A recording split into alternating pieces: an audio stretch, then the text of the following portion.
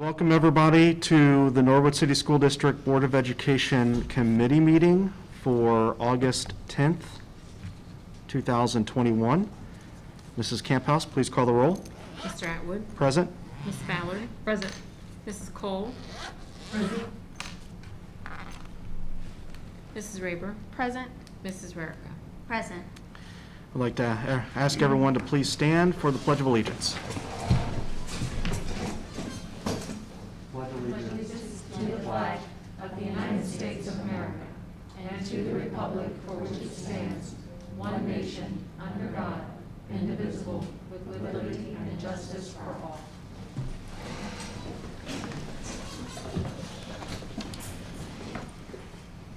All right, so for our committee meeting, we have an agenda presented before us. I would like to make a motion that we accept the committee meeting agenda as written. I'll second. Any discussion? Mrs. Camphouse, please call the roll. Mr. Atwood. Yes? Ms. Ballard. Yes. Mrs. Cole. Mrs. Raber. Yes. Mrs. Rarica. Yes. All right, with the agenda accepted, our first item on the agenda is presentation of the state championship ring to Los Banderas, which is a great moment for Norwood, and I would like to invite our athletic director, Mr. Chuck Richardson. Good evening, everyone, members of the board, Superintendent Roland. I'd like to take time this evening to recognize Elizabeth Banderas. We have also her coach, Coach Stagmeyer, here as well. To assist in the presentation. I know Liz's story slightly. I wasn't here when she had the honor of winning the state championship, but I understand that when play public sports here at Norwood, they get really away. We took up wrestling in 2020, ended up being placed fourth in the state. This is an honor. And then last year, we brought all the way home to Norwood. So I want to thank you for your dedication, your time, and your service to the Norwood Athletic Department. And we want to present you with the state championship ring this evening. So on behalf of the Norwood City School Athletic Department, we'd like to present Elizabeth Banderas with the state championship ring.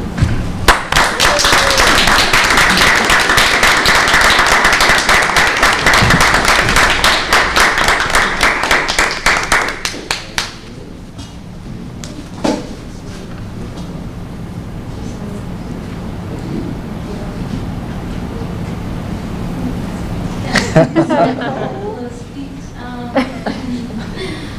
just wanted to thank everybody that has been supporting me throughout my wrestling career and giving me the opportunity to wrestle girls the past 2 years. And I've been wrestling boys since 8th grade, and when I hit around 11th grade, that's when I started wrestling girls. So I didn't really get the opportunity to wrestle girls back then, so learning the experience of wrestling girls the past 2 years has made me notice about the difference in performance of boys compared to the girls. I was more aggressive with the boys and, very challenging, and compared to the girls, I was kind of nerve-wracking because it was completely different compared to the boys. And I also wanted to thank you guys for giving the girls opportunity to being able to wrestle other girls and building a women's wrestling team at Norwood High School. And I'll be off to college next week, and hopefully I get to accomplish good things, but I will always know where I started here at Norwood.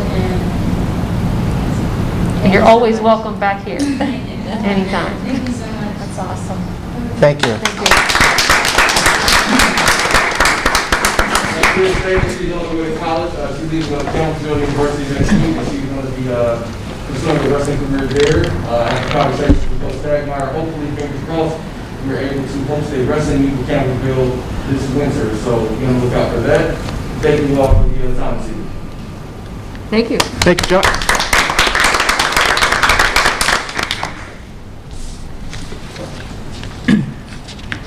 All right, next on our agenda is another presentation. This one is the block plan for the New City Presbyterian Church lots by Sharpsburg, which is going to be presented by Mr. Ferry, Mr. Self, Mrs. Ellis, and Mr. Nichols. members of the board, Superintendent Ronan, Mr. Ferry, and oh my gosh, Brian and Pete, to me, they're our close neighbors at Sharpsburg Primary. They've worked on a vision that's now becoming a lot closer to reality. Now we have a block plan in place for not only Sharpsburg Primary's campus, Springdale Nazarene Church, and along with New City Church. And before they have a chance to speak, I can say when we were going through construction, and even last year, every time I thought of something we needed, I felt too guilty to ask them for something, and then a day or a week later, they call me and say, hey, do you need to use our space? Or hey, you want to use our basement? So we've used a lot of their space. They've been a wonderful neighbor, and as you'll see, this is a great plan for the community. Certainly sure.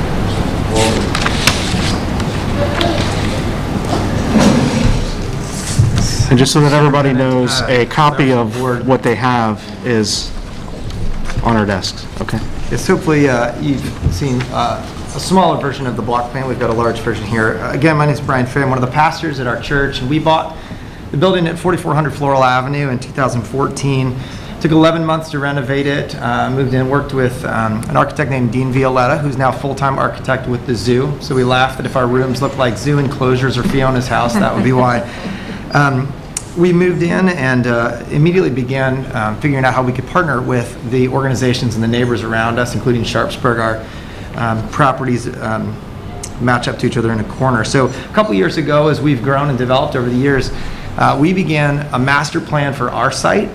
And we thought, well, what if we looked a little more comprehensively, not just our own facilities on our own site, but the block more broadly. We have, of course, a good relationship with the school and with the church on the corner. There's also some neighbors on our block. And so Dean Violetta, our architect, worked with us to develop this plan with the idea that the whole block could benefit from some collaboration and working together. So the block master plan, our focus was for the plan to be, for the whole block to be a community asset, for pedestrian safety, for traffic flow, and increased parking. All of those things are important. Our parking lot is used often for pickup and drop off, and there's been a number of times where kids will run across the parking lot, those sorts of things. We understand the teachers park at the Nazarene Church next door. We also understand that parking is a bit of a challenge. A lot of teachers park on the street, cars have been damaged, these sorts of things. So to increase the parking, to keep the kids safe, our architect has worked on this plan. So if you kind of take a look, we can just walk through it just briefly. This is really just the conceptual stage.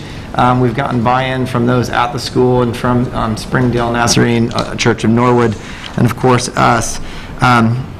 And so I'll just walk through it very briefly and then answer any questions that you have as we can go forward. So if you look, you can kind of orient yourself. The top of the page, the top left is where our facility is. The top right is Springdale Nazarene Norwood. The bottom right of the corner at Smith and Forest is the Sharpsburg. The shaded areas is the sort of proposed traffic flow of the block master plan. So this would have traffic, and I believe that the Thomas Graham and Associates drew it the arrows backwards for the current drop-off plan for Sharpsburg. It actually comes in off of Forest and exits off of Smith. So I apologize for that. But looking in off of Smith and in off of Washington, this plan would have traffic for the church and any teachers or anybody parking coming in off of those roads and expand the parking, creating diagonal parking, which would probably double the amount of parking on site for all of our use. And then the traffic would merge. We would have to grade the parking lots together between us and Springdale Nazarene Norwood there, and to create an exit flow out through the current Sharpsburg parking lot. There is a driveway there currently. It has a bollard in the middle. But then you can see a lightly shaded pedestrian path straight through the property that goes from the Sharpsburg building all the way out to Floral Avenue, which is a common path. We've noticed that kids and families will walk from Floral through our property, across through our current pavilion, down in that direction. So all that is to say, this really is a matter of kind of paving and fencing to create what seems to be a significant benefit to everybody through parking, traffic flow, pedestrian safety, those sorts of things. All right, thank you. Does anyone have any questions? This is great. I've heard of parents parking in the two church parking lots and walking their kids in this little back way. So it'd be good to make it all official and all smooth. Mm-hmm. And that sidewalk.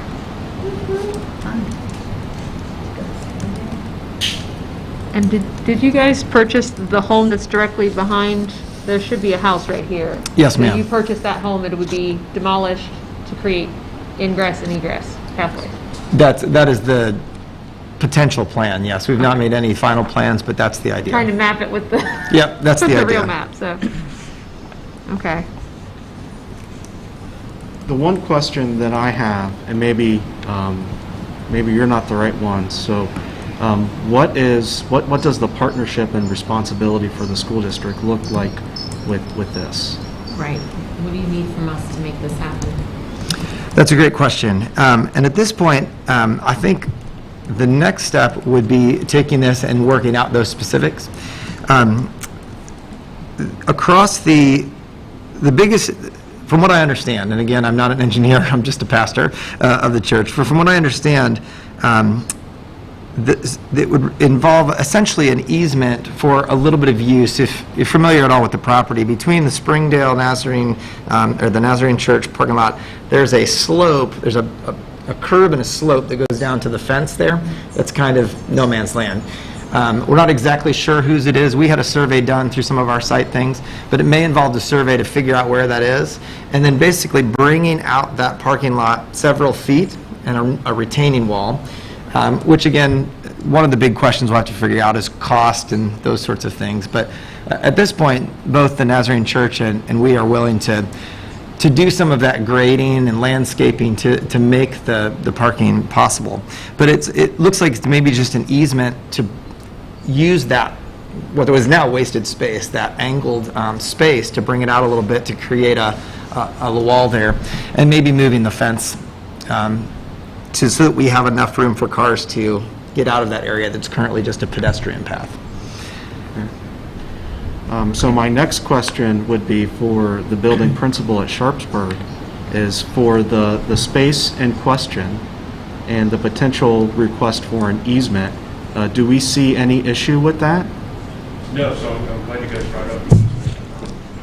The space that the easement would require is essentially used as we go. Can't hear you, sorry.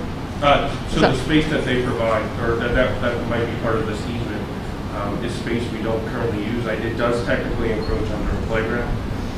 However, the amount of space we have in our playground is numerous, but the trade-off too, I would argue, is it's still more parking spaces for our staff that we use in that lot. And I've had teachers whose cars have been hit 3-4 times, especially in the spring months when gym class goes outside. We don't have a place to park very much. So it's been good, and I would say that space that's a much better use for the space than what it is now. And if it's the space I'm thinking of, it truly is unusable. Correct. It's just. It's kind of I'm thinking about that playground and that back corner. I mean, it is just unusable space. Right. And I will, I guess I'll put you in the spot since you already said this to me, but they've been gracious enough to donate their pavilion that they put up this year when they're finished using it for our use on the primary lot, which is a great shaded space that we don't have, and obviously something we'll have to explore in the future as well. Yes, our hope is to eventually have an ancillary facility next to our current.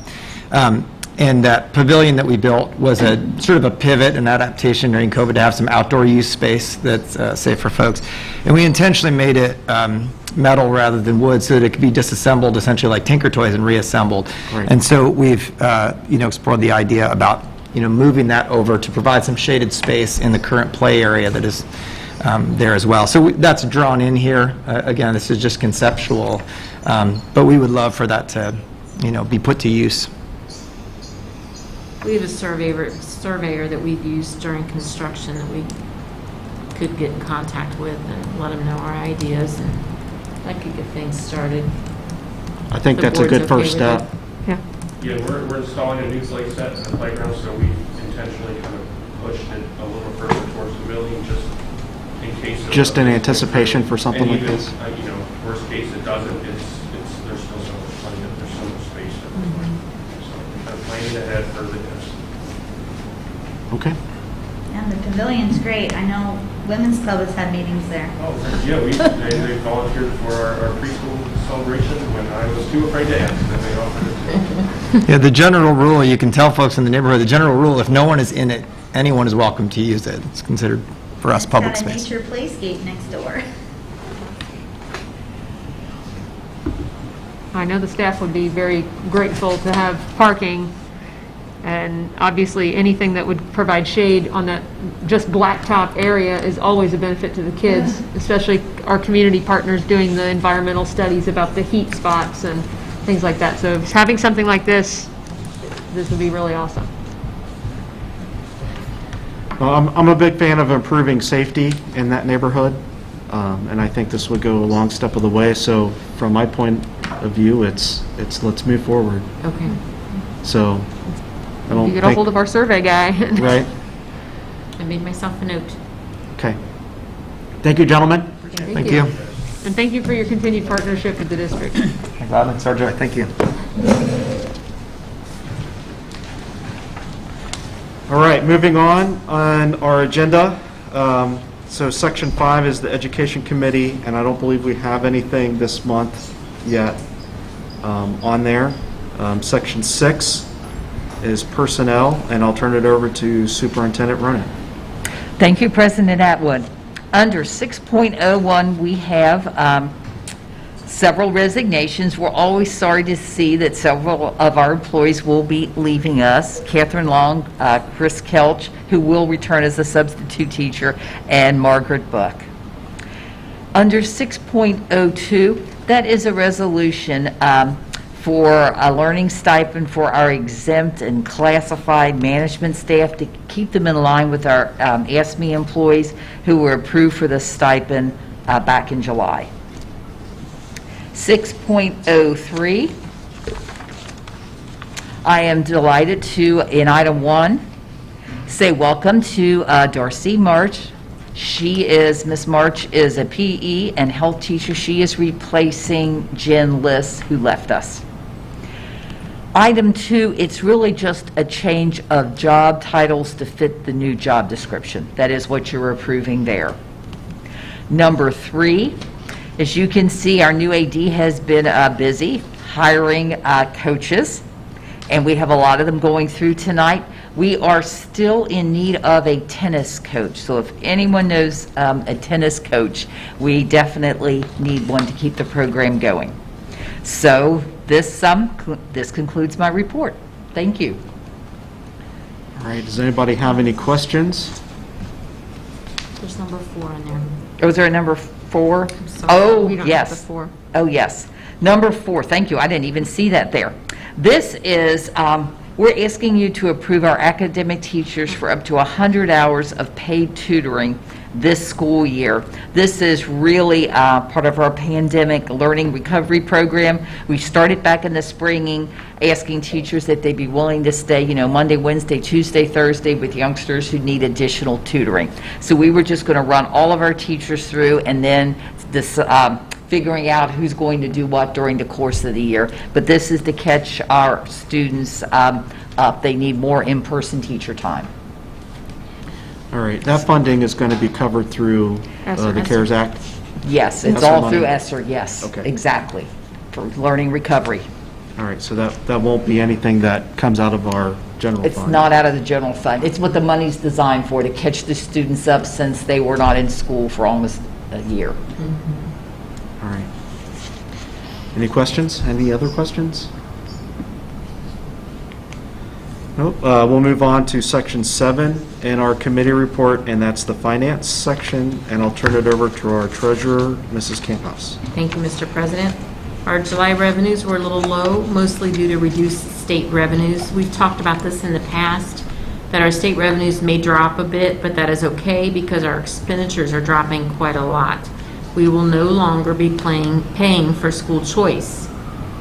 We also didn't receive any late tip revenues this year. In July, we got it all in June.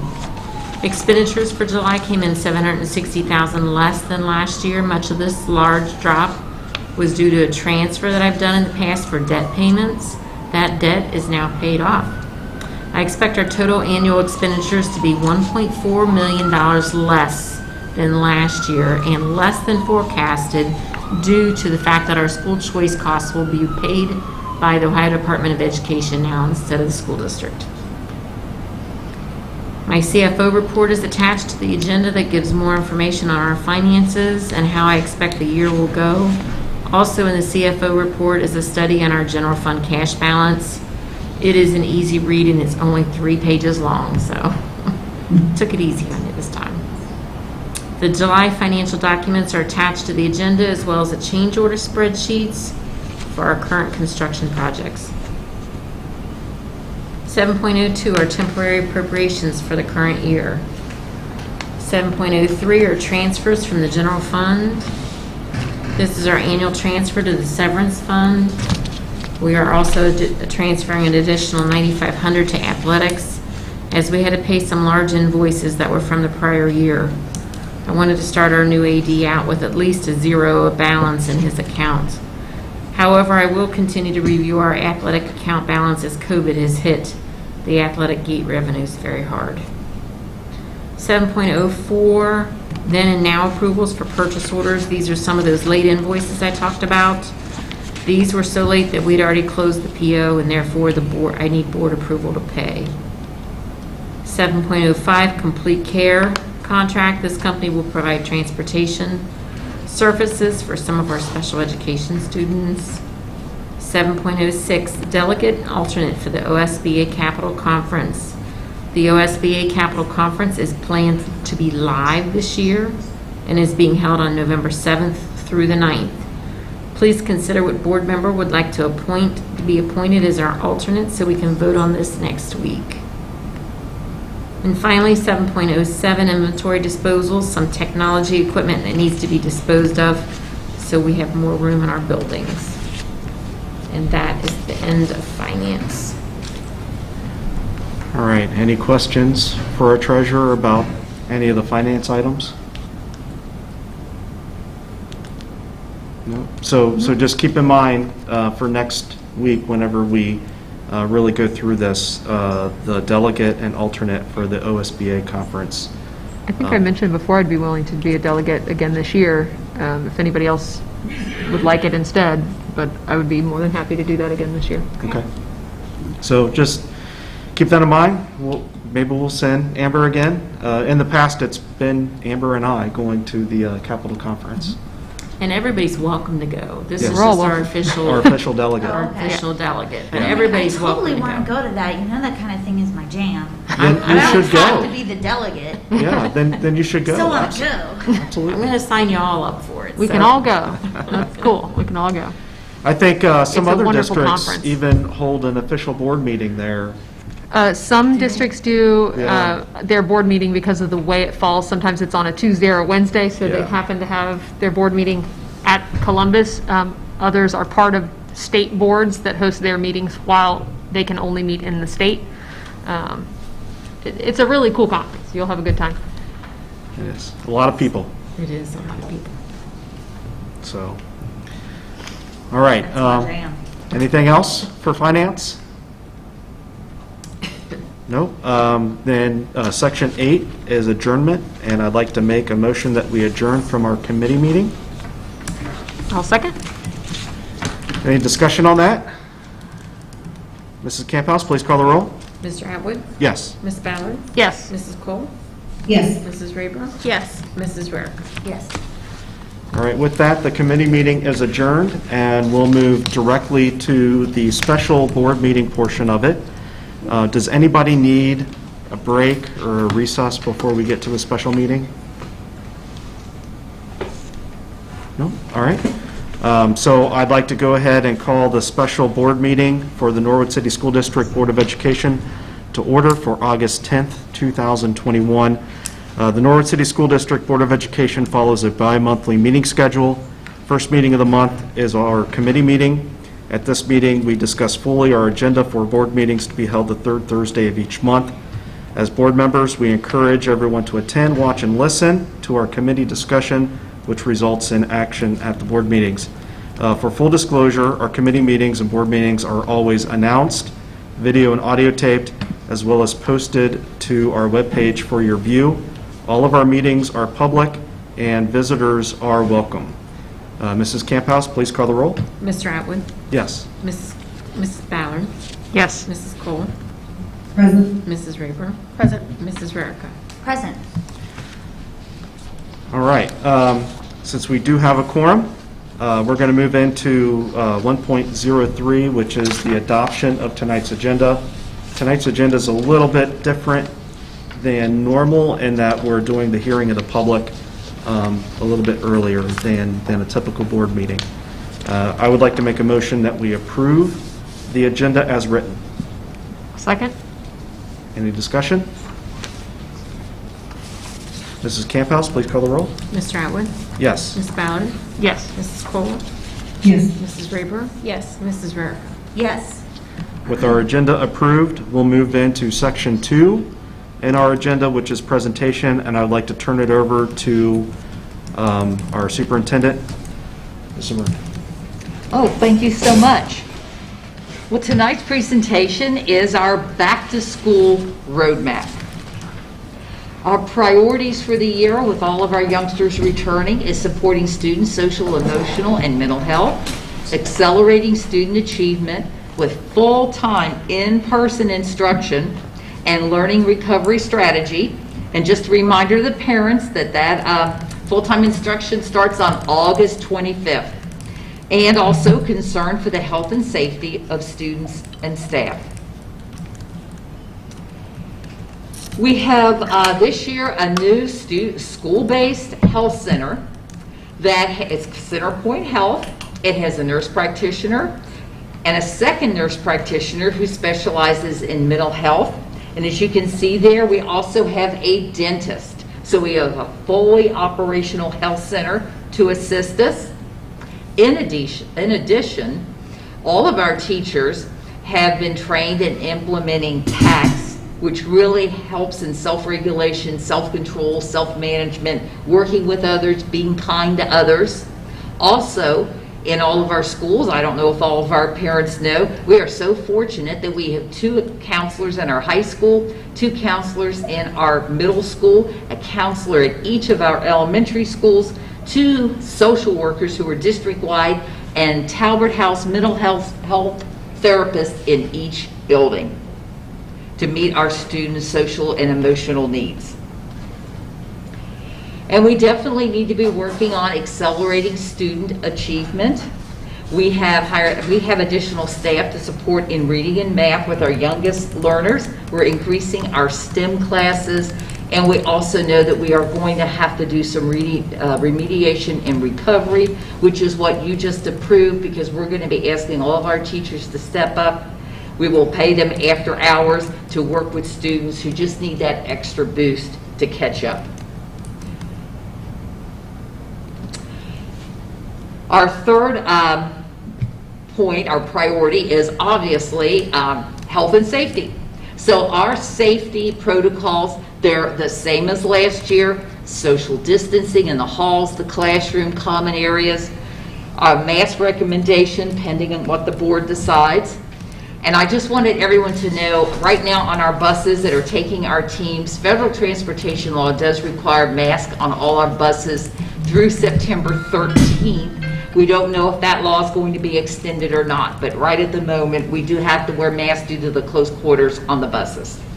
We still have desk partitions or personal shields, a frequent hand washing. We're disinfecting surfaces during school day and each evening. We have those electrostatic foggers and sanitizing stations in classrooms and all throughout the building. So same as last year.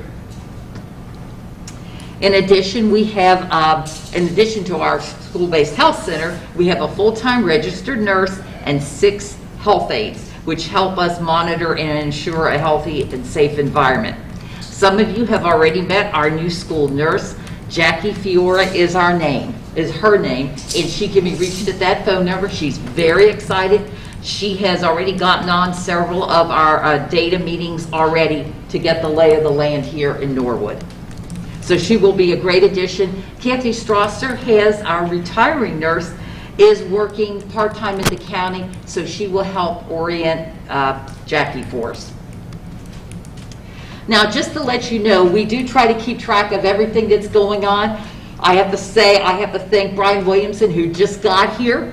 Thank you, Brian. He is, I mean, he texts me and emails me first thing in the morning when things change. In fact, we just got Ohio Department of Health revisions right before I came over here tonight. So Brian is wonderful to work with.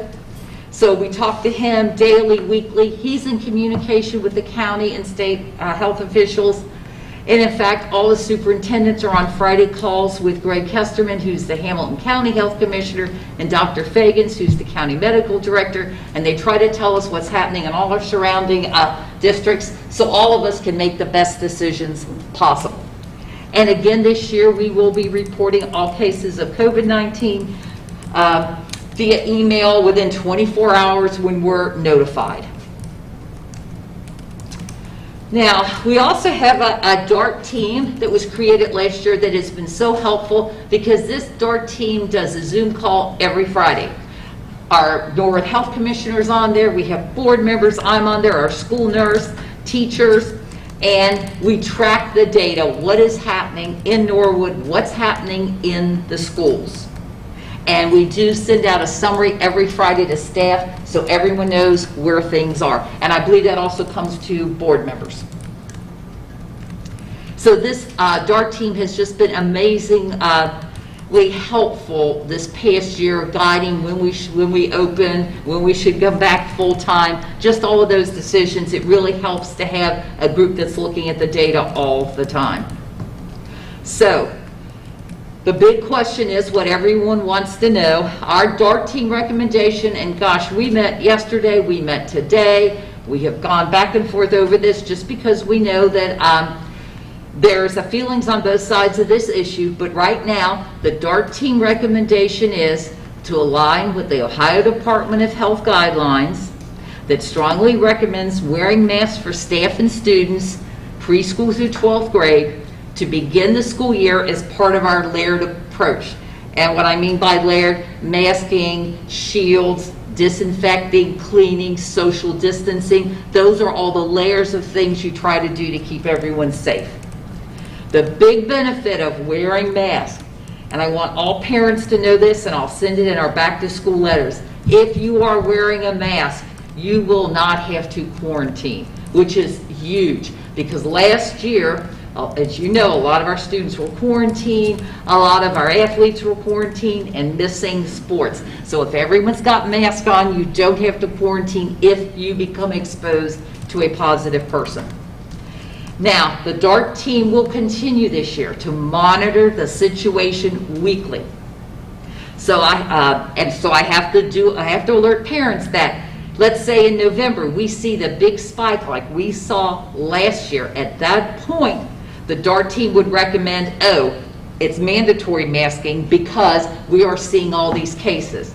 But our parents will know that because you'll be getting letters home every time we have a positive case. So it won't come as a surprise when you see it starting to tick up.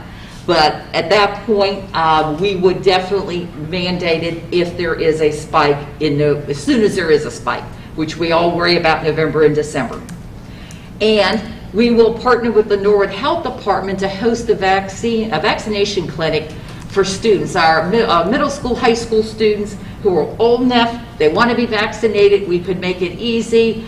Brian has offered to have the health department nurse come across the street, do it in our middle school auditorium just like we did with our staff to try to get as many of our older teenagers vaccinated. So, a lot of what I went over is in the 2 handbooks that are on your tables. We have a safety handbook for elementaries and then one for the middle school and high school that we will post on the website tomorrow. So for board approval, we're requesting the DART team's recommendation of strongly recommending masks for staff and students to stay aligned with the Ohio Department of Health guidelines. And number 2, to approve our safety handbooks for the district for the next school year. Any questions? Because that ends the presentation. And Brian's here if we have any questions also. I have a question. In the handbooks here, it says close contact would include anyone within 6 feet of a positive COVID-19 case for longer than 10 minutes in the 48 hours prior to being positive or symptomatic. This would include anyone with or without a mask. Are we changing this? Yeah, Brian, can you help me with this? Excuse me, I'm sorry. Because that may have just changed in the latest guidance. See, that's what... I mean, it's fine, I just don't want to approve it. What is but that's what it happening says. with the state's guidance for schools on isolation and quarantine is they have done a separate study in the classroom setting. So that's where they're coming out with, if you have these layers of protection in the classroom, ODH is saying they support what Mary presented in the presentation, that if masks or vaccinations were present, then there's enough protection where they're not concerned about spread in the classroom. But that only applies to the classroom setting. If I give you this, could you read and make sure that that's correct, or how should we change that? Because that's the paragraph. Basically, in the last couple of days, ODH has given a algorithm or a flow chart for schools to follow for these types of decisions. So basically, this statement would be true for exposures outside of the classroom setting, and then the new algorithm would put in place for the classroom setting. So outside of the classroom setting would be hallways, lunch? Could be cafeterias, could be sports events, anything that's not in that special classroom setting that was studied by ODH. So Sally, I think, is correct then. Somehow we need to clarify this statement. Which paragraph? It's on the Where are you at? It's on the very last page, page 4. It's in the box, the white in the box. Oh, the white in the box. Because it's saying anyone with or without a mask, and you're right, it's that flow chart they just gave us. So that sentence has to be reworked. Correct. I think the flow chart came out Thursday last week, so it's... And then a fairly new one just came out, a revised one today, right before I came. Mary, I think we should take that out because that's why we added that link. Yeah, the link is... Because it's yeah. ever changing. Yeah, because last year we tried to explain what quarantine was, and now we just put the link because it kept changing and everything we put out was wrong. So then I will remove this box completely. The whole box is going to go away? Yes.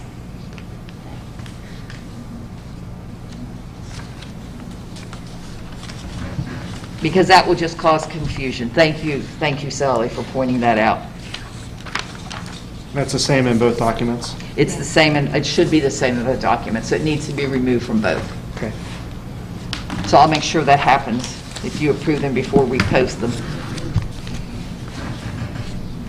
Because currently, our big thing is, if you have a mask on, you don't quarantine. Unless, of course, the Ohio Health Department comes out with new guidance, which you said they just came out with one right before our meeting, so we haven't seen it. They made a slight alteration to that flow chart you saw last Thursday.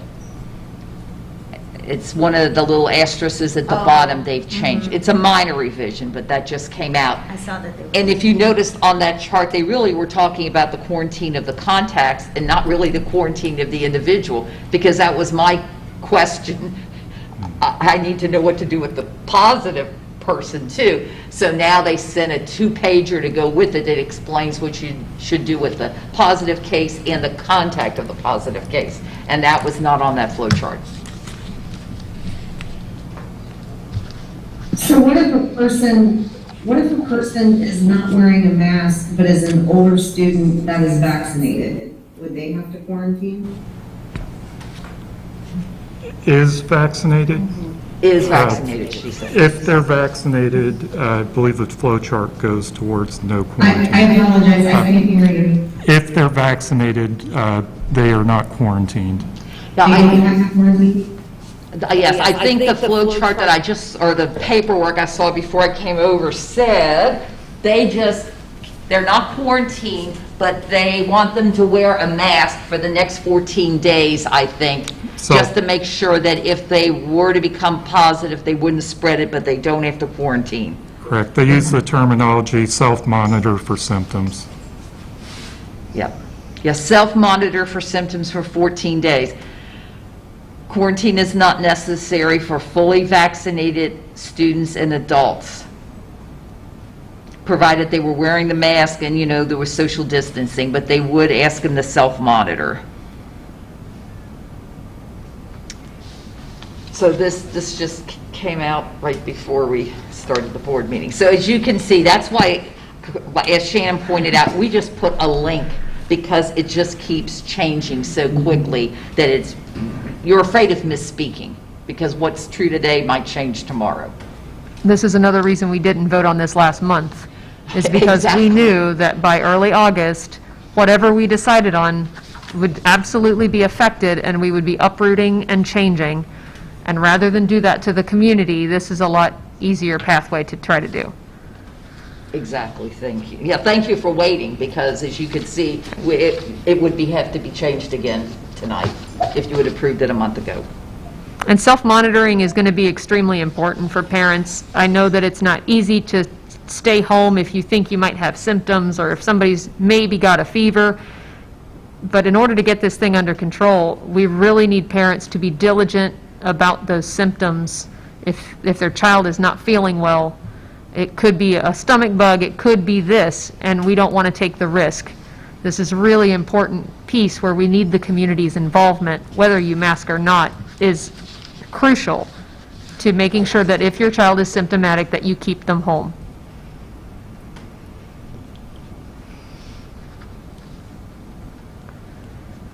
Could you speak to what you would consider like a spike in cases? Like, is there an objective kind of number that you would want to see, or? One of the newer developments from the federal level, the CDC's main page has a county tracker where you can go to any state, enter in your county, and much like Ohio had her color coding system last year, they have come out with another color coding map to indicate the activity status for your county.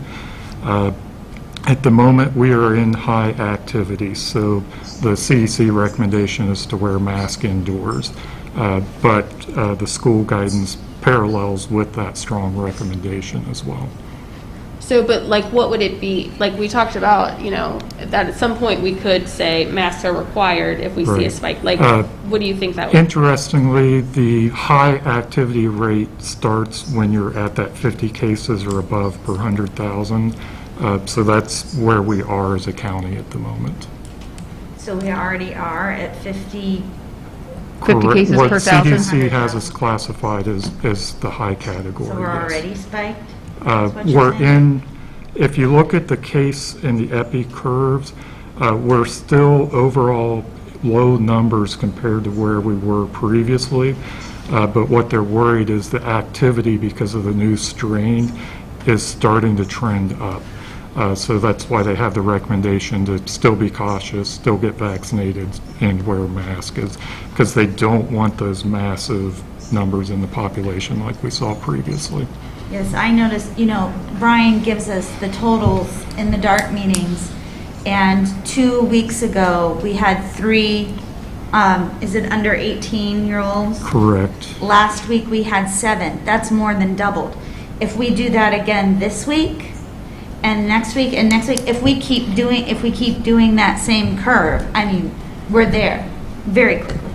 I spoke to a doctor today that I worked with, and he said that only 20% of his patients that have been coming in regularly had been vaccinated, and 98% of the cases that were COVID positive in his hospital were all unvaccinated. So those were just numbers directly from a doctor that we were working with today. I totally agree that the end game here is just vaccination, right? That's what you want to work towards. Well, and we need to be clear, too. People confuse vaccination with immunity, and a vaccine does not necessarily mean that your child or yourself cannot catch it. What it means is your likelihood of being hospitalized because of symptoms is greatly lowered, and death is extremely lowered. Because if you're vaccinated, it basically teaches your body how to fight it off. It doesn't mean you can't catch it, and I hate that people think that the vaccine isn't working and that people can't then get sick. They definitely can, but it increases your chances of being healthy, and it also increases the short lifespan of your run of cold. It reduces your shed time also, which makes you less contagious for a longer period of time. So there's things that support getting vaccinated as soon as you can, and I would love to see our kids do that as soon as they're able to, as long as that's something the parent wants. I want to go back to the numbers that Alice pointed out. So the numbers that we get, and Mr. Williamson, you can speak to this, the numbers that we get from the Norwood Health Department are not new daily cases per 100,000. So the number that we get from the Norwood Health Department is a 2-week average number, correct? Our numbers that we've been getting are our day-to-day current active cases, and then they get uploaded to ODH for that 2-week or the 7-day average. But when we give our numbers in the DART team, that's our current active rates on that day. So that's the current active on that day. Okay. And what I would say, when you're asking this question of where are we in the scale of this case activity, when you look at the 7 cases we have now, they may not have as many common places of exposure as they will when they go back to the school setting. So that's why this discussion of the layered approach is very important. Right. And right now they're playing outside and not in classrooms together, those 7. But once we start school. Right, but the difference is that it's an active number per day. It's not a new case per day. Correct. Right, and then the number that the CDC is using for their determination for the color coding on the map is new cases per day per 100,000 people. Correct. So that's a big, important difference between those two numbers. So if you want to look at it, if we were to take that and shift it to the local level here in Norwood, right? So we may have, today, 7 active cases of under 18, right? But all 7 of those may have presented on Monday. And then on Tuesday, it may be 0, right? And then Wednesday and Thursday may be the same, but when you go to count again on Thursday, it's still the same 7, right? Because they're still there. Mm-hmm. So it doesn't really it's not really apples to apples. No, but there is something to be said where if those 7 kids come in contact with 7 more kids, and those 7 kids come in contact with 7 more kids, that's how that... 3 kids became 7. If that 7 becomes 14 this week, if that 14 becomes 28 next week... I get it. And if they aren't symptomatic, they may not know to not be around other kids or come to school if they aren't symptomatic, and then someone else can get sick from them. I'm not discounting that. All I'm saying is I want this board to recognize that there's a big difference between the number that we get from the Norwood Health Department that looks at our local numbers versus the number that the CDC uses to determine what county level we are in. It's a big difference. It's not an apples to apples comparison. So,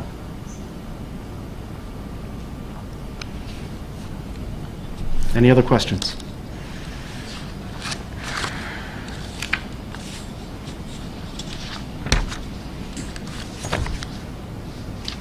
Masks are awesome.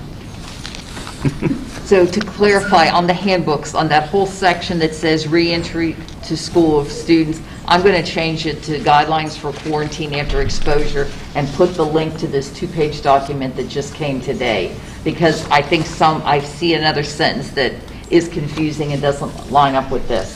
So if the board is agreeable, I'll make those changes tomorrow And morning. so that link doesn't stay to that particular document, does it? Like, if they update that document, that same link will go to it? I hope And then so. go on. We'll have to watch because you Hopefully, never they just know. keep it updated so that people can always look at that. Mhm. I just hope everyone understands that things will change quickly. Yeah. And it's not our choice that things change quickly. We So- have to respond Correct. and My- protect. My question is, why, if we're already at the guideline recommendation for the CDC to recommend a mask mandate, why are we not instilling? That's or kind of what I with was this? getting at. Like, If when we're we talk already about at that level, why aren't we starting there? what is it going to take before we would get to that level? Where we would- What is different this year is Ohio's emergency declaration is no longer, so that's been rescinded, and the orders that were in place from the state level are no longer in place except for some exemptions for long-term care facilities. So public health is back to its normal activity of recommend, promote, and protect. So the ability for another department to come in and mandate that you make this decision doesn't exist in Ohio. It's truly, each facility gets to choose the way they want to adopt their safety plan.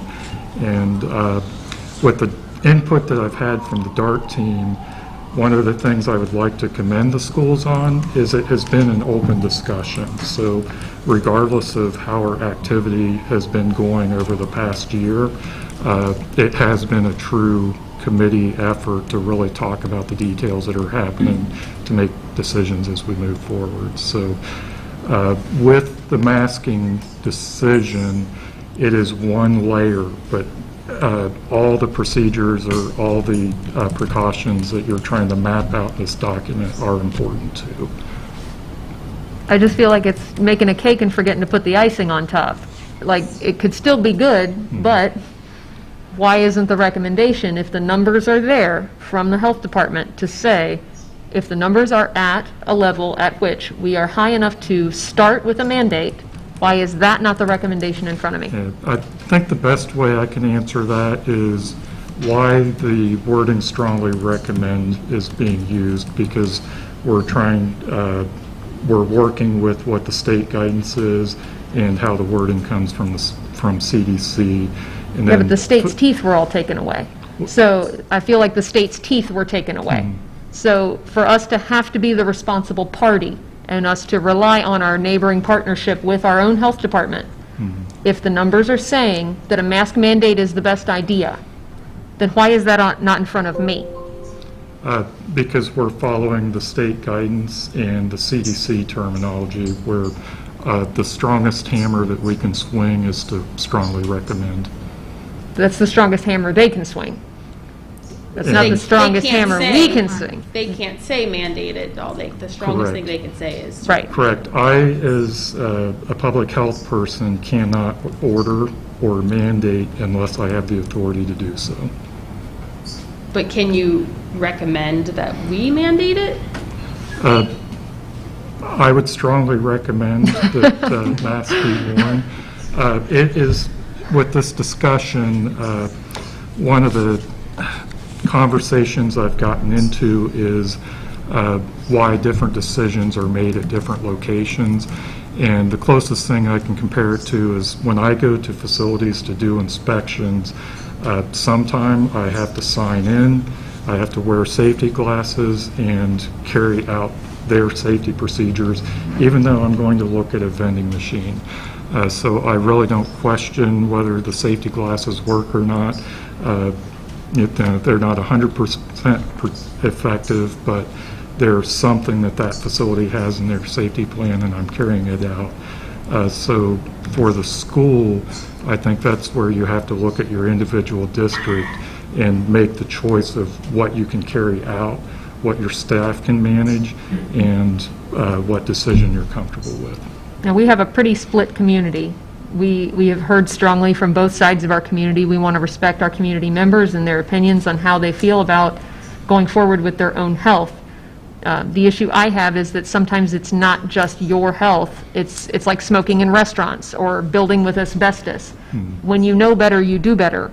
And I feel like if there is a compromise to be reached, it has to be something where we either offer a masked room, and we maybe get permission slips from parents who want to be in an unmasked room. That way, if a quarantine is needed, we limit the exposure for those kids. And that way we can honor, in a way, and respect those choices for our constituents. We do have to keep that in mind. But we have to find something, because I'm not comfortable with strongly recommend when I know the majority of those, the non-mask folks will not follow it, even if we end up with a spike, because that is their choice to do so. And then you have the kids who are coming to school masked, making all of the effort, and they're still going to end up getting exposed. So we need to find a compromise here, or I can't approve it. I think that is an excellent idea, having a masked room and an unmasked room, and I could work with our principals for each grade level. Probably That's K harder through, to do in the high school with yeah, mixed high classes. school's going to be harder. This would be K to 8. Okay. And K to 8, which is really your target group that can't be That can't be vaccinated. vaccinated, yeah. That we I was gonna could say, do if that. they can't be vaccinated, they don't have a choice yet. Exactly. Oh, Brian, did you have any updates on when younger kids could be vaccinated? No, Not I do clear not yet. have anything official. Yeah. We're still only cleared for Pfizer 12 and up. Right. Is that really realistic to think that we can organize masked and non-masked class in 2 weeks? We just set it up. You have 2 teachers per grade level. Ask the teacher if What there is a those teacher with a teachers preference. want to be masked? And what if 80% want to be masked and 20% don't? You'll probably end up in the middle with a lot of parents who are like, I'll follow it if I need to. And if we end up with an unbalanced classroom, the ones who are choosing to follow if they need to, might need to. And we might have to ask those parents to step up in that aspect if they're comfortable with that. I can't disagree with this process more than what I'm hearing right now. I mean, because to me, this just opens up a can of worms of discriminating our students between masked versus unmasked. I mean, this is a terrible idea. But if you have maybe 1 or 2 kids who end up coming to school masked in a classroom of unmasked, are you concerned that they might get bullied? Are you concerned that there might be issues with spread? If there's a way that we can offer a classroom for masked students. I think logistically it's going to be a nightmare. I think the bullying aspect, the social emotional aspect of it is going to be a nightmare. Yeah. I mean, I think this is a bad idea. I really do. I think all of it's a bad idea. I agree. I think the whole situation we're in is a bad idea, but I think this doing is a something very- like this, I can't support that. I think the idea of it seems nice, but I just don't. I don't think implementing it how would are be they going to easy. implement I'm with it? you. I think it's going to be very difficult. I think it would be difficult if we had started at the beginning of the summer. I think it would be near impossible to do that in 2 weeks and to Then I'm get not that feedback. comfortable. I mean, that's 2 weeks to, first you would have to wait to see what parents want, which Right. rooms they want to be in. You'd have to get that feedback. What about parents that don't respond or don't answer? Right. We just put them wherever we want. And that's I think that's a why I'm logistical not nightmare. comfortable approving this as a do what you want theory, because again, we're going to lose parents who really want one way or the other. We're not going to make everybody happy today, no matter what we come up with. I'm spitballing ideas. I'm open to more. If anybody has a compromise here, I want it on the table. I'm trying to think of something to do my best to make people happy. I know I can't.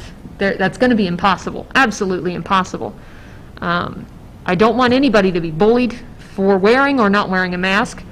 I don't want to have to separate classrooms, but if it's a way to keep kids in the building 5 days a week, I'm for keeping kids in the building 5 days a week.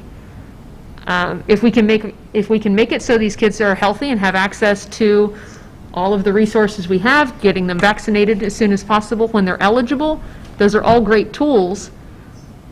But if we don't start strong, and the CDC is already recommending that at the levels we are currently sitting at, we should start with a mask mandate, I feel like that's where we should start and make this a very flexible program, just like we did last year. If the numbers continue to stay the same or drop, we can drop masks. If they don't, then guess what? We were open all of last year, guys. We didn't have to shut down once. because that's the goal, is not shutting down. Keeping the kids in school, having them in the classroom every single day of the week, safely. And I think we can do that with the recommendation being presented in front of us. Of strongly recommend, and therefore, I do. a lot of our community will not follow that. So it's in the tone and the message that you put across. So if, every one of us at this meeting right now is wearing a mask. Yep. Our recommendation is that we're strongly recommending that everybody wears a mask, right? We're going to have masks available for every teacher in every classroom in the building, right? So anybody who wants a mask can wear a mask, right? If any of our staff members want to wear a mask while they work, they can wear a mask, right? It's coming from the top down, right? And we're setting the tone in this, right? There isn't one person here who doesn't have a mask on who thinks that, oh, I don't have to do it. I mean, we're all here to serve a purpose, right?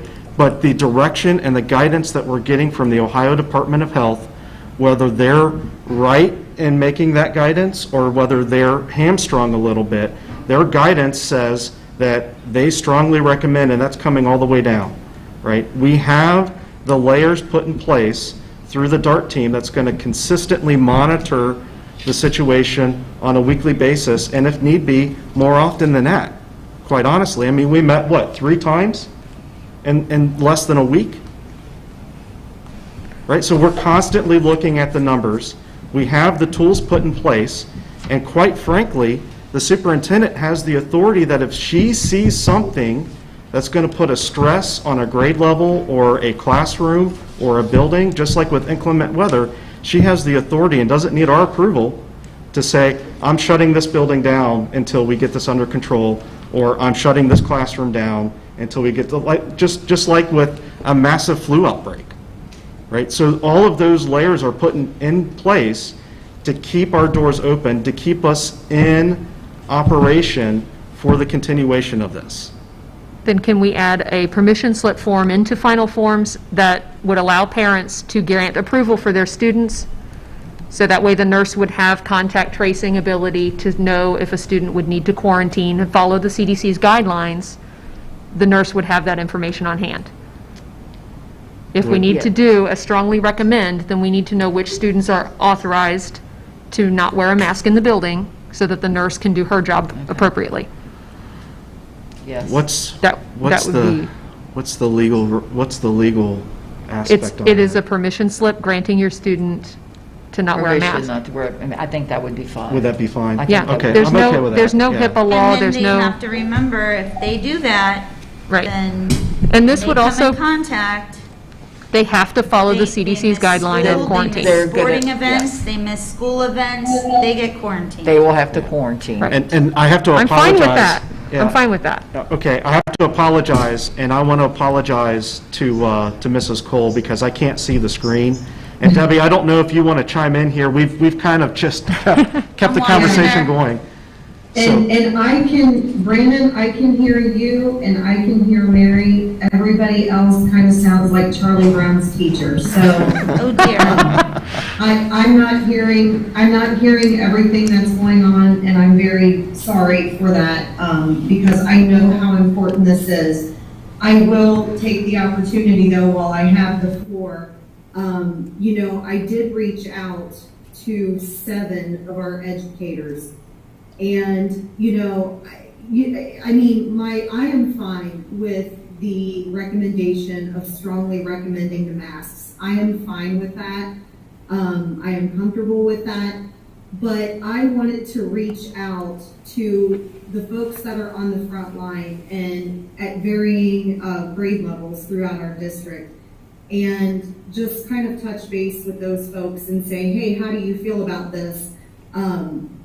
This is how, I wanted to make sure that I'm, as I'm thinking about this for myself, I want to make sure that I'm talking with the people on the front line.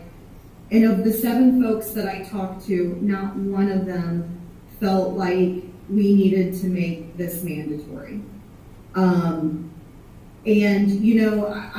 course, I asked follow-up questions, and, there's a lot of things we haven't talked about in this meeting, I don't think. But, some of the things that they said was, especially with some of our younger kids, school is a safe place for them.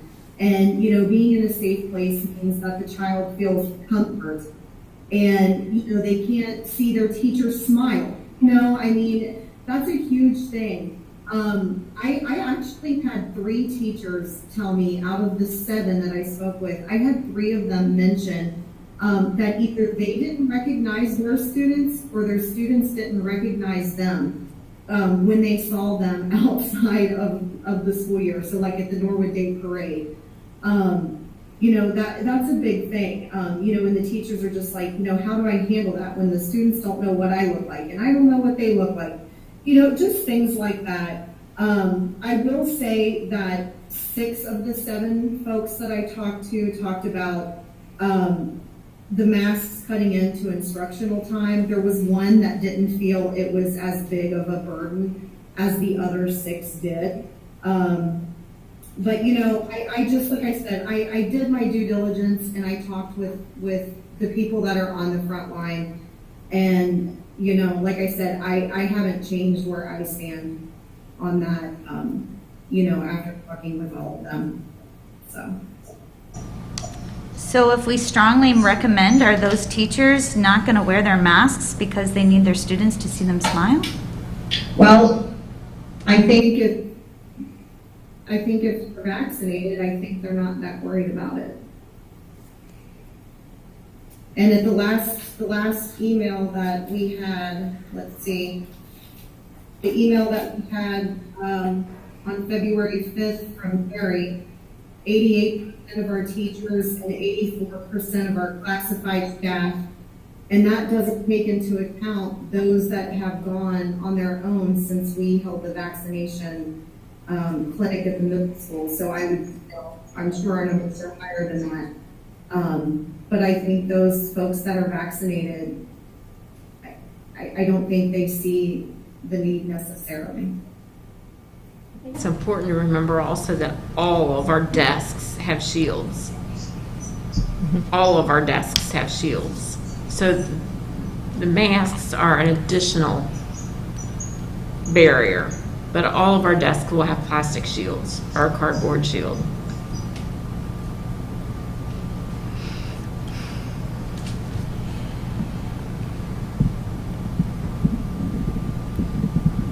All right, does anybody else have any questions or discussion points? But so if the teacher doesn't wear a mask and there's a positive in the room, then they have to quarantine and then we have to get a sub?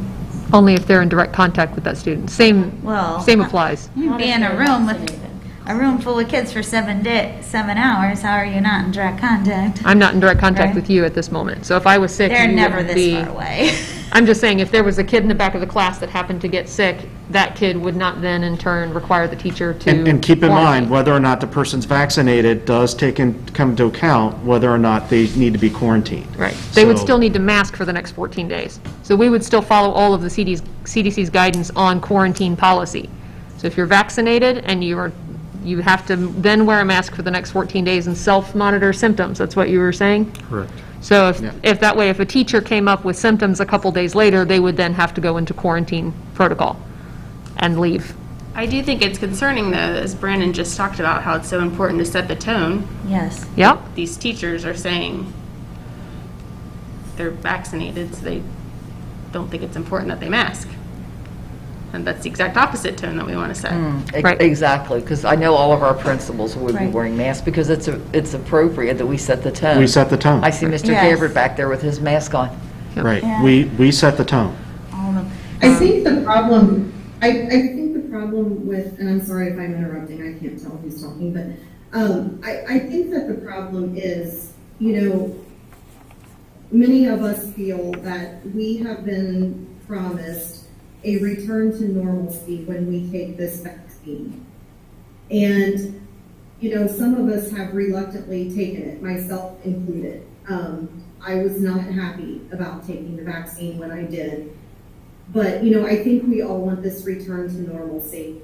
And my opinion is that this is the most unnormal thing in the world to have kids, with plexiglass on 3 sides of them, 4 to 6 feet away from their friends and with a mask on their face.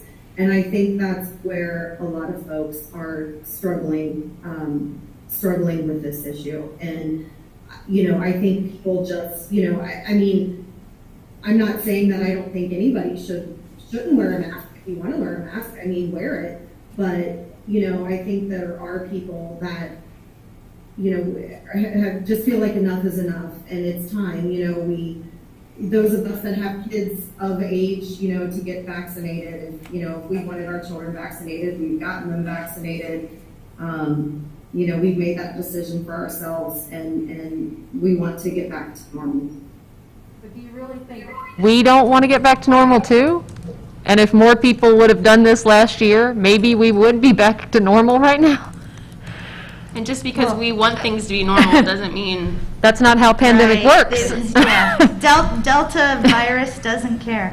I've got 2 people damn near hospitalized this past week because of the Delta variant who didn't get vaccinated. I'm seeing it in real time. I'm seeing people collapse. I'm seeing people die. And yes, I want to get back to normal. God, I'd love to just be back to normal. And our 11 and under don't have a choice right now. But to say that, well, we just want to be done, it makes it sound like people who want to be masked don't feel the same way. We do. We just want to get there quicker. And I think the quicker we do is by being smart about shutting down extra variants, being vaccinated, staying safe, staying clean, and doing what we can while we can. That's a responsibility we have to the public.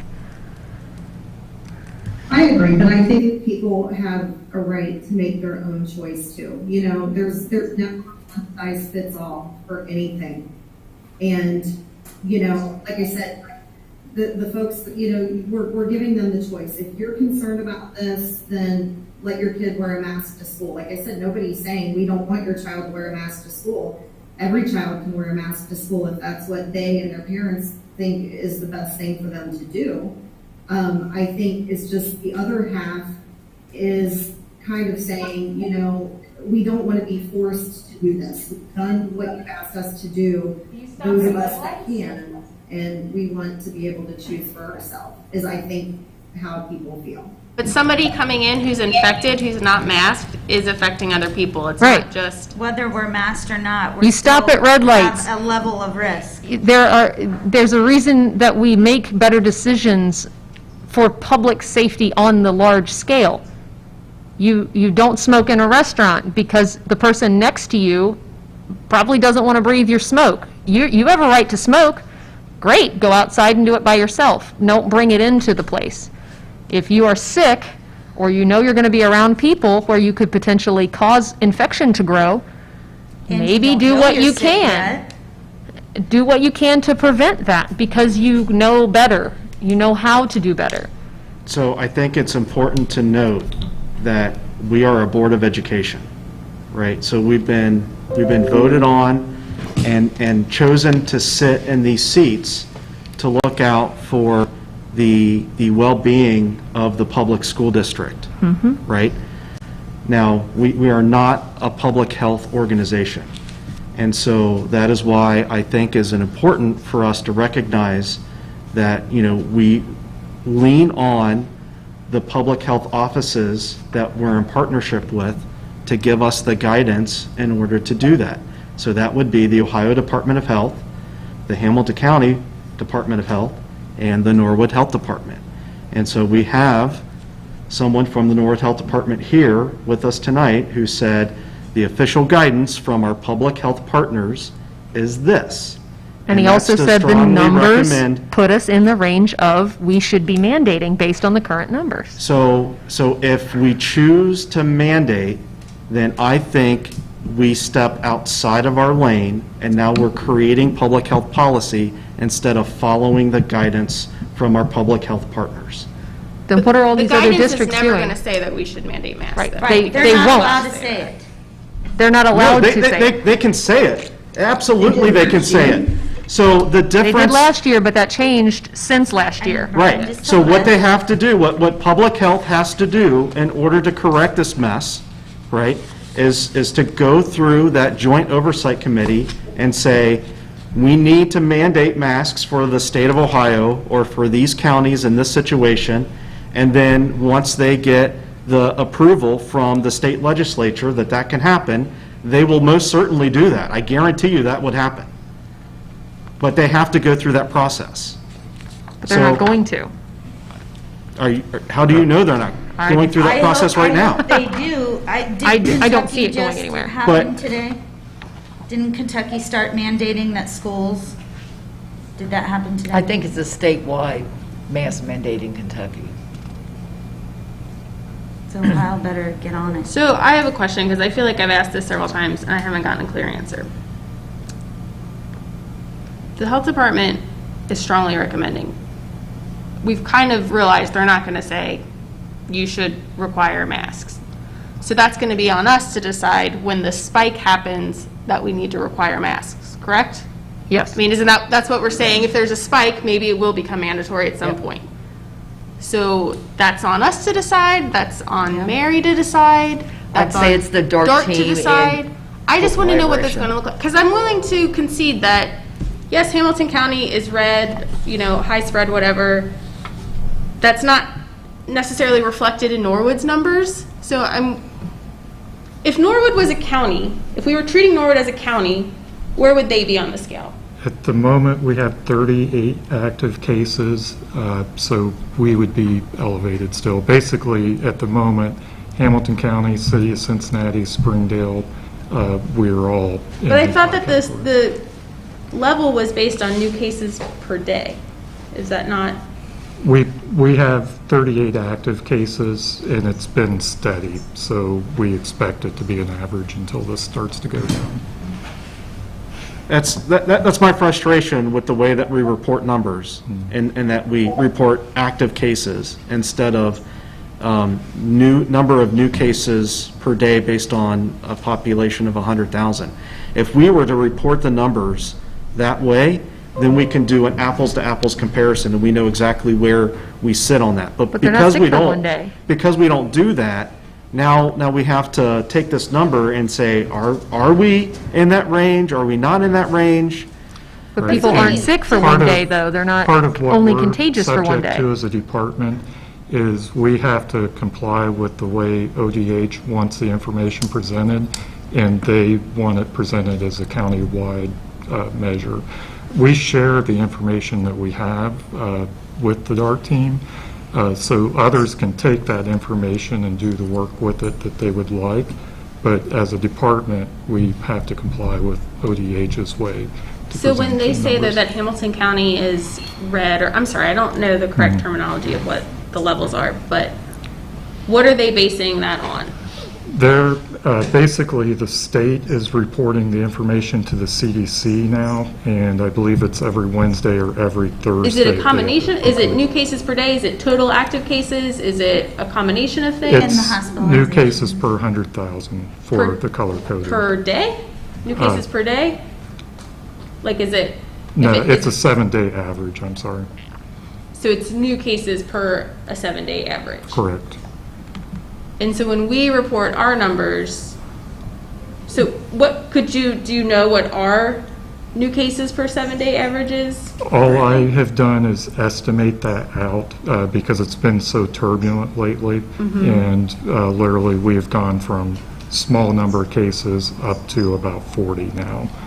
So one of the differences that we have at the health department is last year we were shut down and COVID was our only function. This year we're back to normal business with all of our other responsibilities plus COVID. So, our capacity, that's one of our weaknesses at our health department is our staff capacity is very limited. So we work with our requirements to submit information to ODH and then we move on to our next project. So, and how many active cases do we have right now? I believe it's 38. 38. So,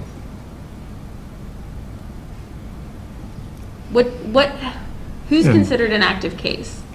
People that are in that 14-day quarantine period. Okay, so then I guess you could say in the last, well, okay. Oh, hold on, wait a minute. You say somebody that's in the 14-day quarantine period? As an active case, yes. As an active, As somebody that's tested positive, okay. they're diagnosed, and So as of last Friday, when Brian gave us our number, there were 7 0 to 18 kids in that 14-day period somewhere. They're probably all along, right? But I don't, That's still 7 people who have COVID who are giving it to other people. Right. And especially gave it to other people in the very beginning when they didn't know they were sick yet. Is Debbie lost? No, I was going to try to, Debbie, can you hear me? Yeah, you just called me. Well, if you turn off your, why don't you mute yourself? I can call you and you can hear probably what we're saying, because I know you can't hear, off my phone. Okay? That's what I was trying to do. Shannon did that for me when I was remote, because I couldn't hear anything either, but you can hear if I put this. Gotcha. That's kind of what Okay, I'm sorry. I'm not necessarily opposed to this plan. I just want to know, at what point do we say we are going to, I mean, is it going to be like, I don't know, just, if not now, when? Right. So to me, I think it's a function of when we actually put stress on the system. Right. So last year, if you guys recall, when we were going through this, it was that time between Thanksgiving and Christmas, and just right after Christmas or right after the New Year, when there was some conversations going around about whether or not we were going to actually be able to find enough subs, right? Because, I mean, it was just a huge strain and stress on the system. I think if we get anything close to resembling that, and you got to remember, last year at that point in time, DART was brand new, because we didn't start doing the DART thing until, the beginning of November? Yeah.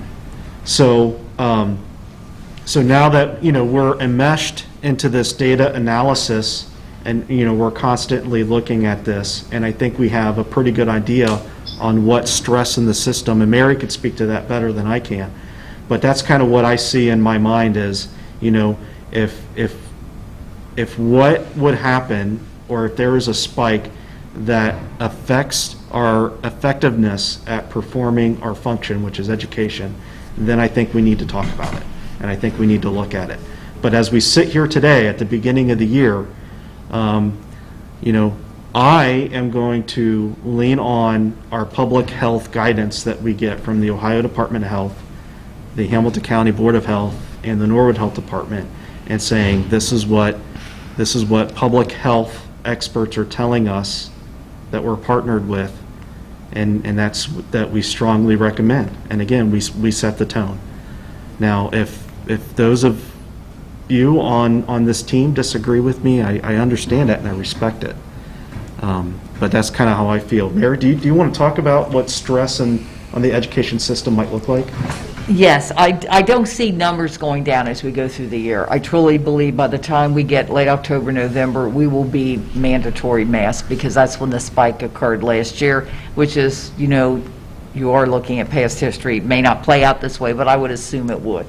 So at this point in time, it's just hard. We have one case that we know of on a soccer team right now. So that's going to be our difficulty, explaining to parents how one case mandates that 1,800 students wear masks, all the teachers.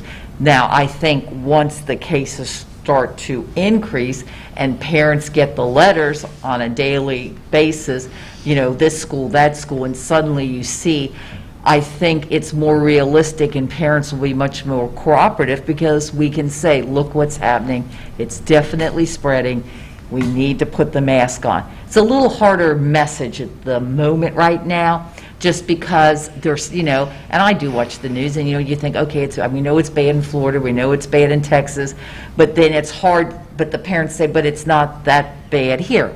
So it's very difficult to explain how when you don't see the cases, and I understand the CDC guidelines really look at hospitalizations and ICU beds. And we're in a situation where ICU beds turned over more quickly last year because a lot of the elderly patients passed away. These days, I think they're younger patients who don't die, but they stay hospitalized on oxygen for 2 or 3 weeks. Therefore, it makes the number of beds, fewer beds are available. So public health looks at a myriad of things. Some of those indicators don't quite impact schools the same way, and I think that was part of the frustration last year with the color coding. An increase in emergency room visits or decrease in ICU beds caused schools to shut down. Well, it's hard to translate that because the school staff and students weren't impacted by the ICU beds, but in the large scheme of things, that impacts the county and all your hospitals. So it is hard to look at the numbers and figure out what's happening. That's why I think DART felt maybe we could, coming off summer, start school with mask strongly recommended, but realizing that the numbers are going to go up, one would assume, because we've got everyone back together, and by the time we hit October, we are probably going to have to say everyone needs to put a mask on, because I'm starting to send letters home every day because somebody has COVID. Harder to explain right now. In a week from now, you all should have a mask on when it's 90 degrees and we only have 1 case. So I think that's why the DART was trying to say we'd like to have some more data before we start mandating and follow what the Ohio Department of Health said. So I think that was the thought process as we talked about this over the past week, trying to get consensus from the DART team. How do you move forward for the start of school, realizing you've got people on both sides of this, saying do the strongly recommend now, however, realize if things start to track upward, which we believe they will, we are going to have to make a different recommendation and be honest with that up front with our parents. Mask strongly recommended may not last forever, may not last more than a month or so. It could be very quick. It could be very quick. If that 7 number doubles and doubles. Exactly. The week we start school, we could have, almost 30 kids. And we could point to that because we could say, well, look, in the last week we've had 3 or 4 or 5 cases. We're starting to get very nervous. So if that happens, is that, and I feel like maybe you had said this earlier, but I'm sorry, is that a call you make? Do we have to meet have a special meeting and vote on that? Well, I think the DART team last year said if we met on a Friday and that was going to be the recommendation, that I could communicate that to everyone prior to a board meeting and say that Monday we all need to wear masks, and we'd have masks. We would pass out masks at the door that Monday, let the parents know over the weekend, Monday we need to mask up, we have seen spread. And we wouldn't wait until the next board meeting. So if you recall, back in, I believe it was March or April of last year when we relaxed everything, I think it was after the vaccination clinic. When we drew back from the back to school plan, we did put something together that says the superintendent does have that authority, right? And that's still in place. So just like in inclement weather. So, if the DART team makes a recommendation and the superintendent says, yeah, we need to do this, the superintendent does not need our authority in order to enact that. But I would certainly call all of you and let everyone know that that's Sure. the call I'm making that weekend. Do the robocall, let the staff know, and then have masks ready to go for Monday morning. Right. Because I do foresee that happening at some point in time. I'm just being very practical. Yeah. And as of last year, it was Alice and I on the DART team. If we want to have 2 other board members serve on that team for this year, I don't know, Alice, how you feel about it, but I'm open to having other people serve on that team. I don't think it has to be Alice or I. Certainly doesn't have to be me, but I certainly feel better being on it. I feel more in control of my own life when I'm on that board, and I wish that everybody else could do that too. So I can't be like, oh, it has to be me. I can't Right. say that. Yeah. You should be able to feel this too if you want to. But man, I feel much more in control of my own life when I'm on that board. It's a good discussion, isn't it, Alice? Yes. Yeah. And I will say here, and I say it on the DART meetings, not every single time, but I say it a lot. I don't like reacting to, oh, our numbers rose, whichever is the correct way to say that, have risen, right? Therefore, we will pivot and fix this. Personally, I would rather prevent, but I don't get my way, so I have to compromise. But I would rather prevent. I would rather have everybody say, why did we do that? Nobody got sick. And I'd say, thank the ever-living Lord you didn't get sick. And I'm so happy, and you might be mad at me, but I'm so happy you didn't get sick, and your grandma didn't die, and I would rather have that, but here we are. Just have to say that, because that's my thing. No, I know, and I did pass out what was in the Sunday Enquirer, and it does look like we'll be in good company. I think most of the districts have the same feeling, starting out strongly recommending, because that's what the Ohio Department of Health did, but I think at some point in time, all the superintendents do realize we're going to see a spike, and we're going to have to go back to the community saying, here's the data, we all need to mask up and be a lot more careful.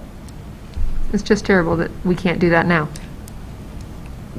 Yes. that more of us don't. Hopefully we will do that. Hopefully we'll strongly recommend it and everybody will. I hope our numbers stay the same or go down. I really do. I don't think that's the science. I'm with Alice. I would rather us end up on the other side of this and say, great, we're all here. I don't want to have to correct the boat. I don't want to have to do that.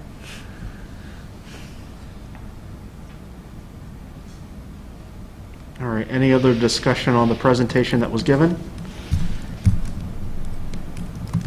All right, so next on our agenda is the hearing of the public. Has there anybody in person shown up to speak in person? Nope. Okay, so we do have a number of emails that were sent to the public participation email account, and so I'm going to read our public participation policy before we get started, and that states, to further improve the communication between the community and the board, time shall be allocated to each regular or special board meeting to hear the public and/or representatives of school-related organizations. Public participation at committee meetings is limited to those invited to speak on specific issues. Each person addressing the board should fill out a form listing name, address, and the agenda or non-agenda item. Each speaker will have 5 minutes to address the board. No more than 15 minutes will be devoted to any one topic unless a majority of the board votes to continue the discussion. Speakers may offer objective criticism of the school operations as concern them. However, personnel complaints should be handled appropriately through the right channels. Because we have a good number of emails. I'd be fine to read with you. Huh? I'd be fine to read with you. You'd be fine to- I've been able to pull them up. Okay. I've been watching them come in. I have them up. And you have them up as well. Do we just want to go 1, 1, and 1 then? Sure. Just do every, because, but what I'd like to do is, because I think this is going to take more than 15 minutes, I would like to make a motion that we read all the emails that we have. I think we already approved that before, that if we have emails that we already understand, it's probably going to take more than 15 minutes. I believe we already approved that with last year's plan to accept public participation through email. Is that correct? I don't remember. We can improve again just to I make don't sure. We can do it again if we have to. Yeah. I just think we Yeah. already Just did that. to cover our bases in case anybody wants to be sticklers for the rules. So I'll make the motion that, we're going to go beyond 15 minutes with this if necessary. I'll second. All right, any discussion? Mrs. Campos, please call the roll. Mr. Atwood? Yes. Ms. Ballard? Yes. Mrs. calls virtual. Mrs. Rayburn? Yes. Mrs. Rarick? Yes. Okay, with that, we'll read all the emails. I'll start off with the first one, and that'll be the first one that we got. So this will be the email that we received from Paige Jesse, and then Amber, if you want to take the next one, and then My Alice. first one is we're starting at The oldest at the one will bottom. go into the newest, so. 10:17 Okay, a.m. start with is oldest. Paige. Okay, we're starting with Paige Jesse. Yep. Yeah, and then Okay. there'll be Jared, and then Christina Winchester will be you. Okay. And then we'll just We'll keep rotate going. again. Yeah. I have them pulled up too. Oh, you have them too? I can take a turn. All right, so then you'll have Rhonda Martinez. Yep. All right, so I'll start off first, and if I get anything mispronounced, I apologize. This email comes to us from Paige Jesse. Hello, I'm writing to express that it is in the best interest of health, safety, mental, emotional, and physical to require masks for all students K through 12, regardless of vaccination status or the upcoming school year. Our primary goal should be to have students in the building full-time with minimal disruption to learning, and the best, least intrusive way to accomplish this is through universal masking, and there is no regulation or policy that prevents school districts from requiring masks for all students. A district is responsible for the safety of students and employees, and we should listen to data and expert recommendations. Both the CDC and the American Academy of Pediatrics recommend mandatory masks for K through 12, regardless of vaccination status and high-spread areas, which includes Hamilton County, according to the CDC. The AAP, in particular, should influence the district's decision. Most parents take their children to the doctors that are part of the AAP and follow their recommendations all of the time for ear infections, possible developmental delays, food allergies, etc. They should continue to be the national experts as it relates to the coronavirus and pediatric health. Additionally, Cincinnati Children's Hospital has seen an uptick in COVID-19 cases and emphasizes their support for masks in schools. Looking at statewide, almost all the urban area districts are requiring masks, including CPS, which fully encompasses our district.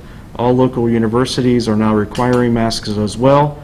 Most importantly, and it cannot be emphasized enough, since March of 2020, there's literally no scenario where any group or organization says it's okay to have unvaccinated folks from multiple households together indoors without masks, which encompasses all students 11 and under, almost half of our student population. Hold on, my screen moved on me. Below, you can read exactly what the AAP supports as it relates to masking. Again, they are the experts. They are driven by data. There's no reason the district who continues to harp on how much decision should be made based on data should not listen to them. And then it continues on with some stuff and some links. I've included the links to the press release for the American Academy of Pediatrics, multiple studies that demonstrate the effectiveness of masks when all individuals wear them, a study that demonstrates that masks also prevent the spread of illness other than COVID-19, and the article from the Cincinnati Children's Hospital stating that their support for requiring masks in schools. Paige Jesse, and she included those links. Those are available for all of us to review. All right, next. All right. The next email comes from Jared Geary. Hello, I am emailing today to voice my support for putting the health of students, staff, and the community as a whole above politics. We all want our children to be in school with the least amount of disruption. This is what we wanted last year, and this is what we continue to want. Children need stability and consistency. They will not get this if any time they have had a cold or allergies, they have to quarantine for 10 days or receive a negative COVID test. We can look back at this past year as our kids wore masks at school. Not only were the schools not overrun with COVID cases, but kids were not getting sick with all of the quote-unquote normal viruses that often get passed around at school. If masks are optional, this will not be the case. Even if kids are not getting sick with COVID, there will be a major disruption in their education as they quarantine, as well as disruptions to their parents' work. These are the issues that parents most care about. They want their children in school as much as possible, to be around other kids as much as possible, and the least amount of disruption to their own schedules. Masks are only fully effective if everyone wears them. Having a clear-cut expectation across the board also helps when a student does get sick with COVID. The school district does not want to get in the business of mandating vaccines or inquiring information or into any personal familial choice or treating vaccinated or unvaccinated students any differently, which would be inevitable for contact tracing. Requiring masks is the simplest way to set a clear expectation for all students. There is no federal or statewide policy that keeps a school district from requiring masks. CPS and the surrounding universities are all requiring masks. Cincinnati Children's Hospital is already saying they are concerned about the uptick that they are seeing in COVID cases in children. We would simply be continuing a policy that has been shown to work. Why would we choose to put all students at unnecessary risk when we don't have to? In the past, this board has said they want to look at the data and follow what the data shows. If masks are not required, we can only come to the conclusion that the decision is being made based on subjective opinions and the desire to skirt a difficult decision. Jared Geary. Okay, my turn. Hi, my name is Tina Winchester. I have 3 students attending Norwood High School this year. I want to express my feelings on mask mandates for this coming school year, 2021-22. I understand COVID-19 is serious, but I also understand it isn't going anywhere, and we cannot just make these kids and staff wear masks forever. My kids play sports, they hang out with friends, and are finally back to somewhat normal. They are anxious to go back to school this year because of talks of having to wear masks again. I can honestly say they have not put a mask on until last week to get on a bus for a game. Before that, it was the last week of school. We have been to summer ball where no masks were required.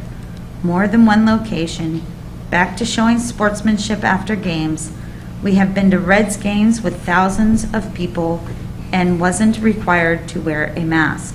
We have been to an FC Cincinnati game with 40,000 in attendance on July 31st, 2021, no mask required. I just feel it should be up to each family. If you don't feel safe sending your kid to school without a mask, then send them with a mask, but as well. Maybe add another form or waiver to final forms for families to choose to wear a mask or not. Bigger schools in our area like Mason, Lakota, East and West, Middletown, New Miami, Northwest, Claremont, Northwestern, Eastern are not mandating masks. Some are recommending not requiring. I say we make wearing a mask optional. I feel if schools double and triple our size can make it work, we should be able to. Thanks, Tina Winchester. Okay. Next one says, I am a parent of an incoming sophomore and I am also a substitute teacher for the Norwood City Schools. I would hope that Norwood schools will follow other larger school districts by making mask wearing optional, not a requirement. The state of Ohio is no longer under a mask mandate, therefore our students and teachers should not be required to wear a mask. To wear a mask or not is a personal decision that should be made by each teacher, student, and their families. Thank you, Rhonda Durham Martinez. All right, the next email is from Dawn Hull. Hello, please allow mask to a choice. By hiding teachers' lips and muffling their speech, mask wearing makes it harder for younger children to develop linguistic skills and prevents children with hearing impairments from reading lips. Unable to rely on facial cues, teachers and students of all ages are more likely to misinterpret one another. How are children supposed to develop social skills when they can't see one another's face? Dawn. The next letter is from Jennifer Sester. Dear school board members, thank you for taking the time to read this email, and thank you for all the important work you do to make Norwood City School District a great one. I am writing to you as a parent to make a request as you evaluate and implement a back-to-school plan. We all understand that the subject of a mask mandate is not an easy one, with both sides having the information and statistics to back up their cause. With that being said, it's hard for anyone to decide if we should mask or not mask at all while in the classroom. The sad truth is there is no right answer at all, really. While we are all torn on just exactly what we should do, to mask or not mask, what needs to happen in this case, for now at least, is the option to choose. The fact that right now we have no facts. There are some that say wearing a mask is essential to preventing the spread of COVID and its variants, while there are those on the other side that say wearing a mask is essentially useless and pointless. Both sides have adequate information and statistics to back up their case. So exactly who are we to believe? Right now, we are still free to have our own opinion. So who are we to tell someone else that they are wrong in what they currently believe? Which is why I believe at this point, the parents and students should be given the option to mask. I know many will disagree with me on this, and that's okay. If at this point we aren't being forced to wear masks in public, then why do we have to wear them in school? Just as there are so many so-called benefits to wearing the mask, there are just as many downfalls.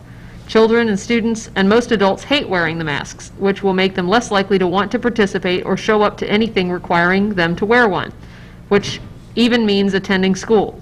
Most of the time, the masks are not worn correctly, fitted properly, or the type of mask being worn isn't sufficient barrier to protect against the virus. Masks can become a distraction in so many ways in the classroom. This takes up and wastes not only the teacher's time, but the students as well. Masking can also have an effect on the student's emotional and mental well-being.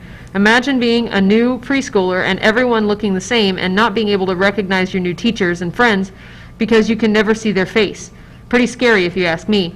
Masks can also make it more difficult for some to breathe, especially if they have asthma or other breathing conditions, or even if it's hot or humid. These are just a few of the no-brainer drawbacks to wearing a mask. Obviously, I'm not a fan of the masks in school, but I also comply when not given a choice. Our kids need to be in the classroom learning again, and it's nice if they can see each other while doing so, mask-free. I understand that so many others are all about masks and their importance, so let them wear them if that's what they want. If they believe that they will keep their child safe, then by all means wear it. But myself and so many others do not believe that. Yes, we know COVID is real, and we know what it can do, but we just do not believe that wearing a mask will save us from it. So for now, for the non-maskers, how about a waiver? Let those who want to wear one wear it, and give the rest of us an option. Let us sign a waiver taking responsibility for the repercussions of declining to wear a mask. A waiver like this will take the pressure of the school board off the school board by not having to pick a side, but it also allows the parents and the students and teachers to still have the right to choose for themselves. This can be a simple fix for the time being. Again, thank you for your time and consideration. Sincerely, Jen Sester. All right. Alice, if you want to take the Loveland 353. Yeah. We have two emails from Kelly Krebs. One is a link to a JAMA article, and then the other one is for mask studies. It's a Google Drive link. We're not going to read all those studies, right? But they're there for us to review. So if you want to take the next one. Okay. This one's from Michael Taylor. Get back up to the top. Dear school board members, the issue of whether to require masks or not is a hot button topic not only in our city but around the nation.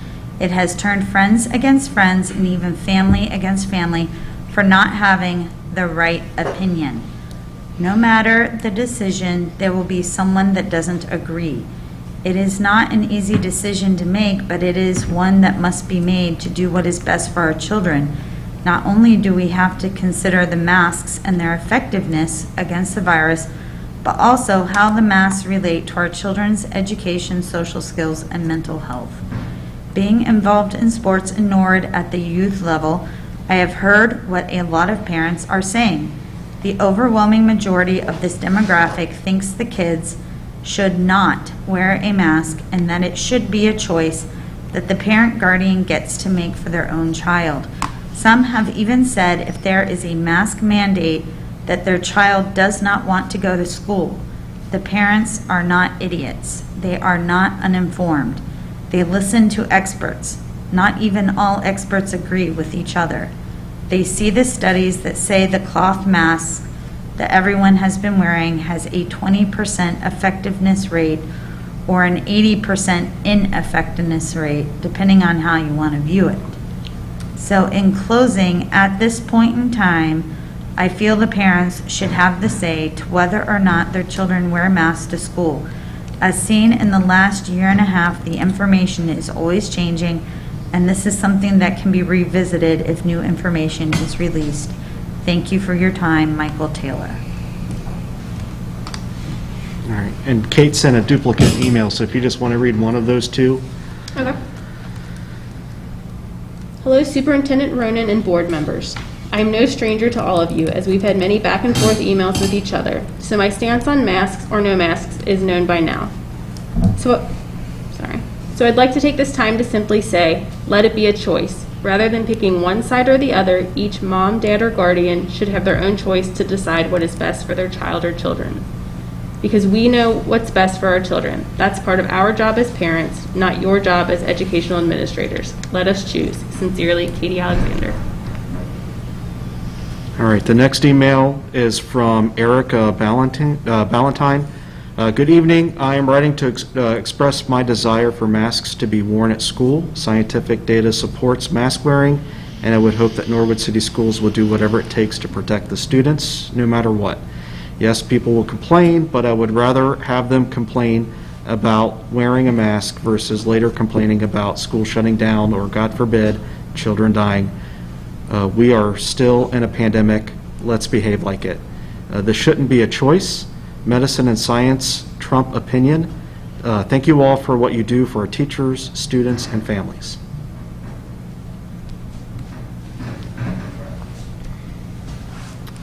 That is Rebecca Schwarzenduber. Right. So the next one is from Rebecca Schwartzendruber. Hello, Norwood School Board. My name is Rebecca Schwartzendruber. I'm a Norwood resident and a parent of a 1st and 5th grader at Williams Avenue Elementary School. I'm writing in support of a mask mandate for students and teachers in Norwood schools for the upcoming school year. The CDC and the American Academy of Pediatrics recommend mask wearing in schools to slow the spread of COVID-19. Today, Kentucky Governor Steve Beshear signed an executive order which mandates masking in schools, particularly in elementary schools where students are unable to be vaccinated due to their age. Mask wearing is literally the student's only line of defense if they are exposed to the virus. I am attaching a fact sheet from Dr. Caitlin Jetelin, PhD, who is an epidemiologist and also supports mask mandates in school. Thank you for your hard work and service to our community. And then she has the attachment there for our viewing.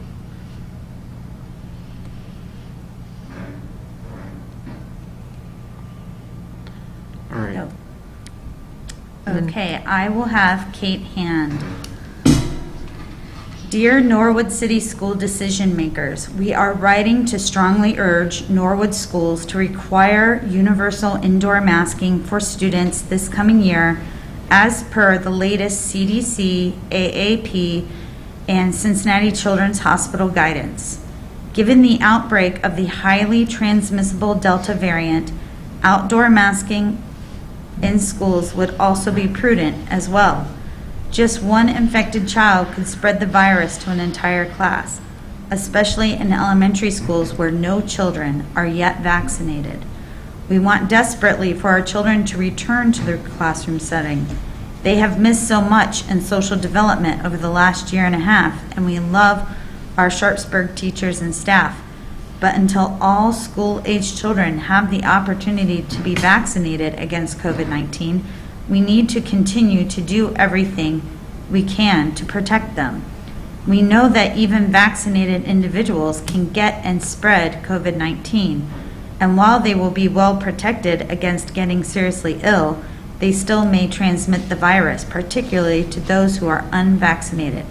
While it's true that children are less likely to die or require hospitalization than adults, many are still developing long-term symptoms from the virus. We have also seen that COVID-19 has mutated already. What if the next variant is deadly to children? We have no way of knowing it will not be. It is also yet unknown what the longer-term effects of the COVID-19 virus may be. For instance, the chickenpox virus can resurface as shingles, and HPV, Epstein-Barr, and hepatitis B can all cause development of human cancers. We just don't know what the COVID-19 virus is capable of long-term, and we are not willing to gamble our children's health. If Norwood does not mandate universal masks for at least one full classroom per grade, we will be seeking an alternative school option for our 2 children going forward. Please put our children first and require full masking in our schools. Thank you. Kate and Adam Hand, parents of Emmeline 5 and August 7, and she puts her address.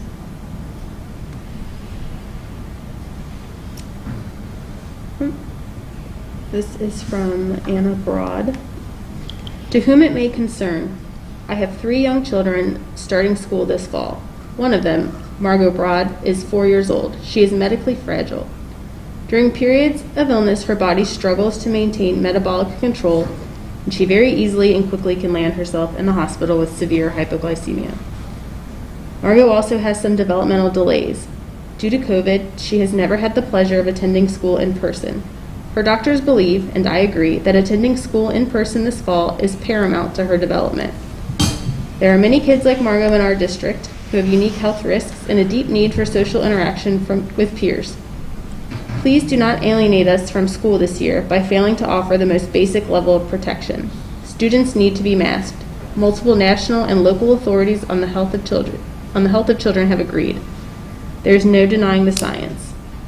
When you vote this evening, think of kids like mine whose lives could be changed or even saved by this simple piece of cloth.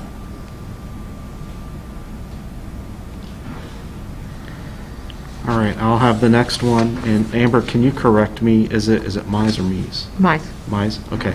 So the next email comes from Melanie Mize, and she writes, to whom it may concern, I'm writing this email with regards to the issue of whether or not masks should be mandatory in school this year.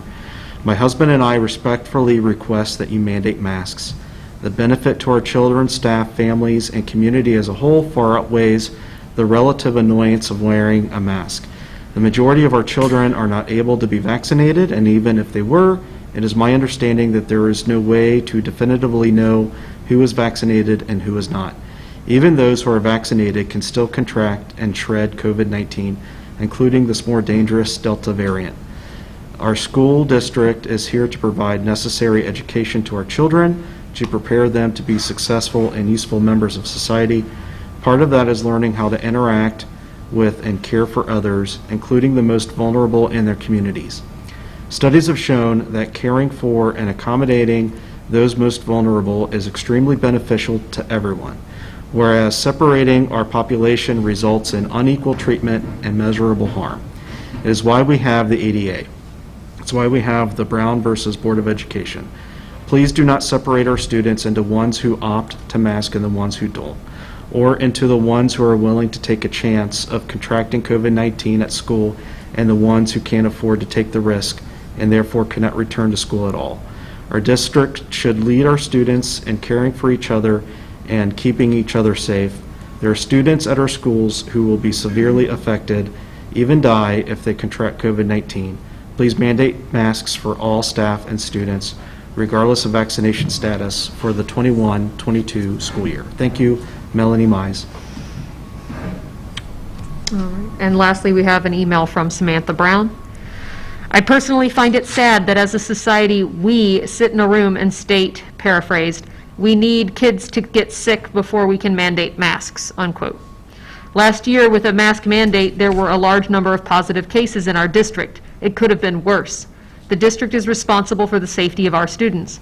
I think it will be even more difficult for teachers and staff to monitor who is vaccinated and who is not when trying to determine who should wear a mask. None of the conversation tonight covered the older children who have to transfer classes and the tightness of the hallways and stairwells. How does a waiver protect students it is supposed to spread to? To me, that seems like a one-sided waiver. I wish I had prepared this in advance so it came across more eloquently, but I want to reiterate that our student safety is our primary goal. We all want our students in school 5 days a week, and to get that consistent level of education, having a mask is a simple, non-invasive way to help ensure the spread stays minimal. Thank you, Samantha Brown.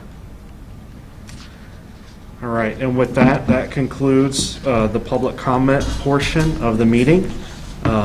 So we'll move on to Section 4 in our agenda, which is the Education Committee Report, and I'll turn it over to Board Member Mrs. Raber. So this is voting for the approval of the safety and health plan and handbooks that we have here that we've discussed. And then you said we would make those changes to the last page. So I will motion that we accept the safety plan, the safety and health plan and handbooks as we've discussed tonight. With the changes. Yes. As modified. As during modified. public- Yes. During Yeah. the discussion. I will second. So now it's open for discussion. How are we protecting Margot if somebody in her class doesn't wear a mask? And it's definitely something to think about with the high school kids. I did mention it earlier, that the high school kids are going to be changing classes, and that this would mostly be applicable for our elementary school kids. You know, the high school kids are all at the age where they could be vaccinated. Correct.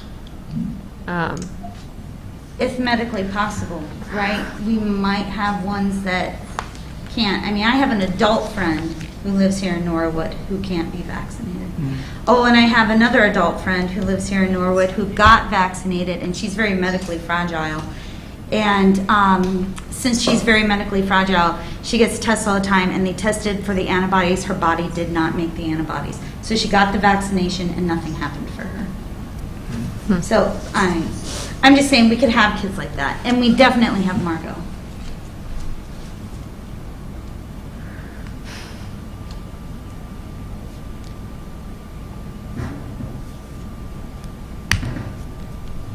Any other discussion? I was going to say, I Thinking. also know a student Yeah, who has I'm- long-term effects from COVID. who I got want diagnosed. everybody to discuss anything that they need to discuss, so we're not rushing this at all. So, do we want to take a 5-minute recess and let everybody kind of gather their thoughts? Now, if we do that, we can't commingle and discuss. Right. But do you think a 5-minute pause just to kind of gather your thoughts before we continue on with this discussion is warranted? Amber? There's so much in my head right now. Do you need to get it out? Do you need a minute? Part of it I just need to throw out. This is, Start talking? again, this is working on this compromise idea, working on options. Everything in my head is turning as to, possibilities and scenarios. And working in healthcare has given me a unique perspective, front row seat to this entire pandemic. Witnessing it the way I have, seeing patients the way I do, seeing how they are affected, and knowing that I am in a position that puts me responsible for children's health, that's a lot. Well, while you think about that, let me throw this out there. I will make a sub-motion that we add the waiver to final forms. Regardless of what we do, I thought I already did that. Oh, it was an official motion. right, it wasn't Okay. an official motion. But while you think about that, I'll go ahead and make that motion, a sub-motion, that we add the waiver to final forms. It doesn't change anything else moving forward, but it just, gives us another arrow in our quiver. How would you feel about mandatory for our elementary schools to start, since they cannot vaccinate? And the Well, kids... I have a motion on the floor right now. Yeah, so, You just want to add that one? Can we just... as can we just right now, keep it we going? can continue to Like- add more. We can continue to add more. Okay, we don't have to vote on it individually, it's just, there's the motion. Or do we? Well, Do you need a second? Yeah, I need a second. I'll second. Okay. So does anybody have an issue with the waiver form itself? Well, depending on what we do, we may or may not need the waiver. So that's why I want to hold on that. Okay, so we have a motion on the floor and a second to add a waiver form to final forms.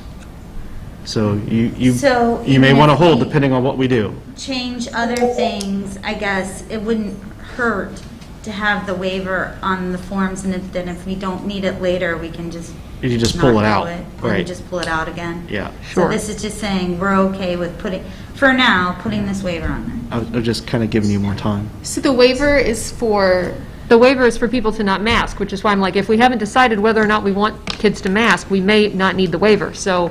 so what happens if you have a parent that doesn't sign it, but a kid goes to school and doesn't mask? Well, that's an enforcement issue, right? So I mean, is that going to be on our staff? So if a if we child, mandate it, if we mandate masks, if the direction of this board is to mandate masks, and a parent chooses, I mean, it's just a logistical enforcement nightmare, right? If we go with strongly recommending, right, but for contract purposes, contract tracing purposes, if a parent fills out that waiver form, right, that just gives us some little bit or helps our school nurse, and it helps the health department with contract tracing as to what barriers were in place at the time, because they'll have this document to fall back on. it also helps if a child shows up at school and removes a mask, and we find out, actually, their parent wanted them masked.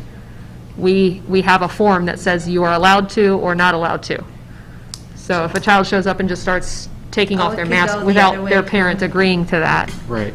then the nurse can then enforce I guess it. I'm just a little unsure, like, are teachers going to have a list of who has a waiver and who doesn't, and then be expected to tell the kids that don't have a waiver that they have to put a mask on? I have no idea.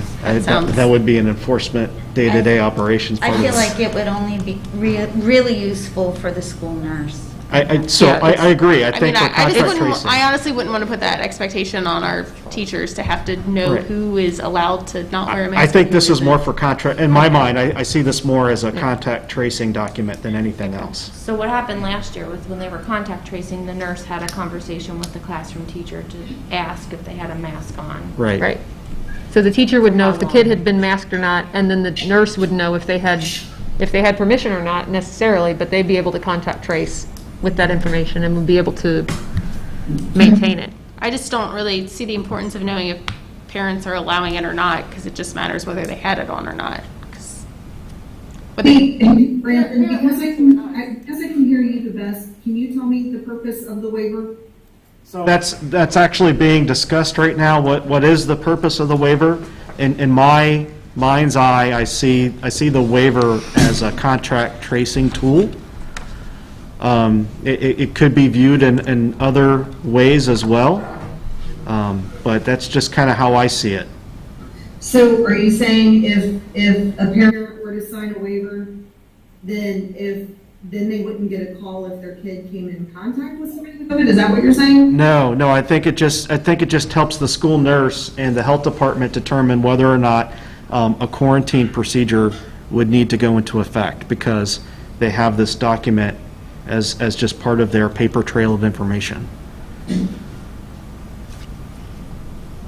I mean, I'm not opposed to it, I just don't.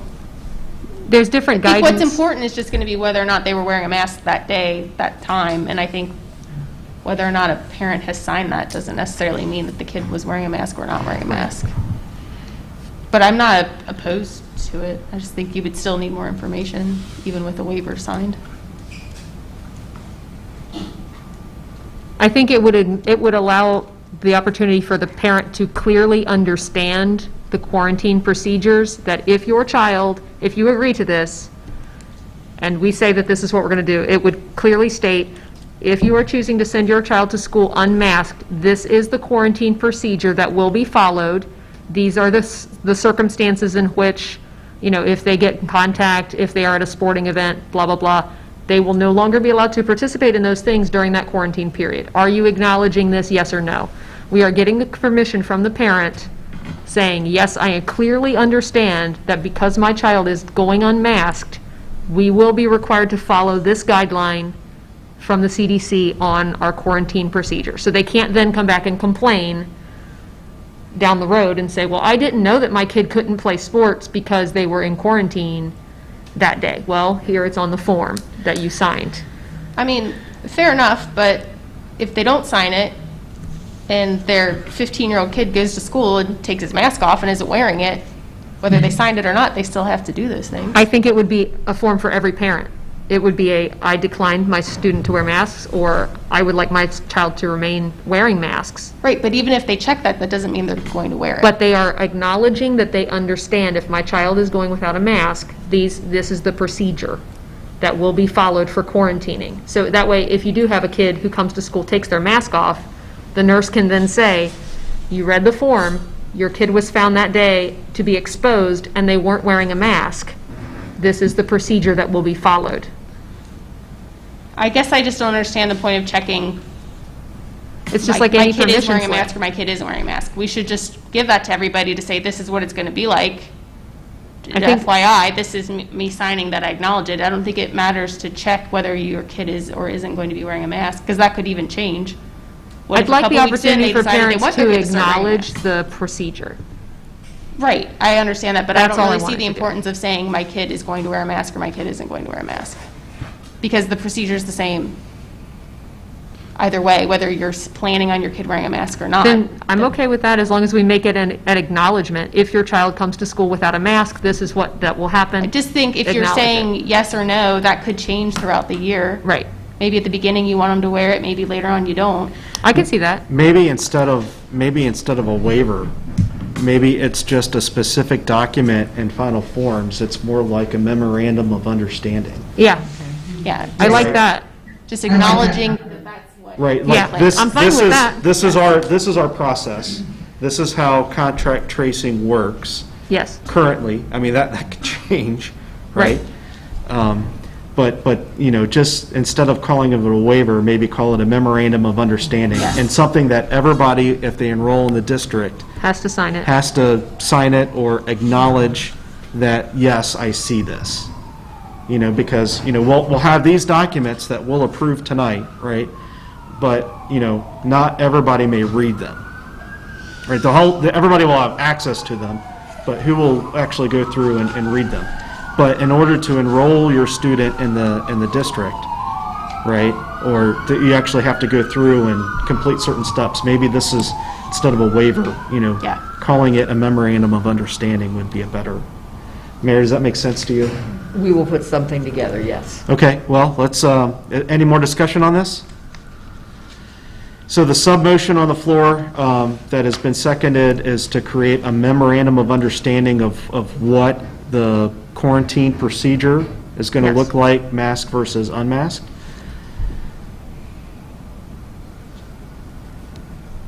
Mrs. Camphouse, you want to call the roll? Mr. Atwood, Yes. Miss Ballard, Yes. Mrs. Cole is virtual, so she can't vote. Mrs. Raber, Yes. Mrs. Rarica. Yes. Okay, now with that, we've gotten to a memorandum of understanding. Anything else that needs to be touched on? I want at least the younger kids mandated. I think at the very I'm minimum. not letting Margot go to school without protection. I think that's the very least that we can do, and make sure that it's clear that this is a completely flexible document, that we can adjust it at any time to expand that to the entire district. I think it's very reasonable accommodation, since these kids are too young to be vaccinated. If anything, it's the least that we can do.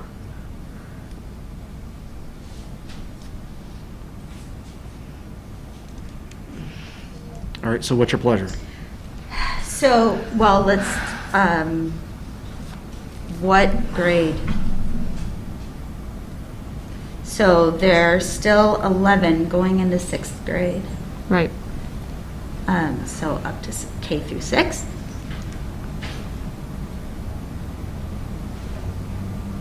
K through 8, K through, Now, keep in mind, 6th grade is now, right, and the 6th grade They're is in the middle school, but they are 11 when they're going into 6th grade. Right. So they're too young to be vaccinated.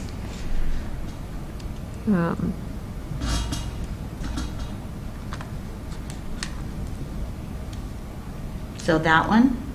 I would say So K to 6. so we need a motion.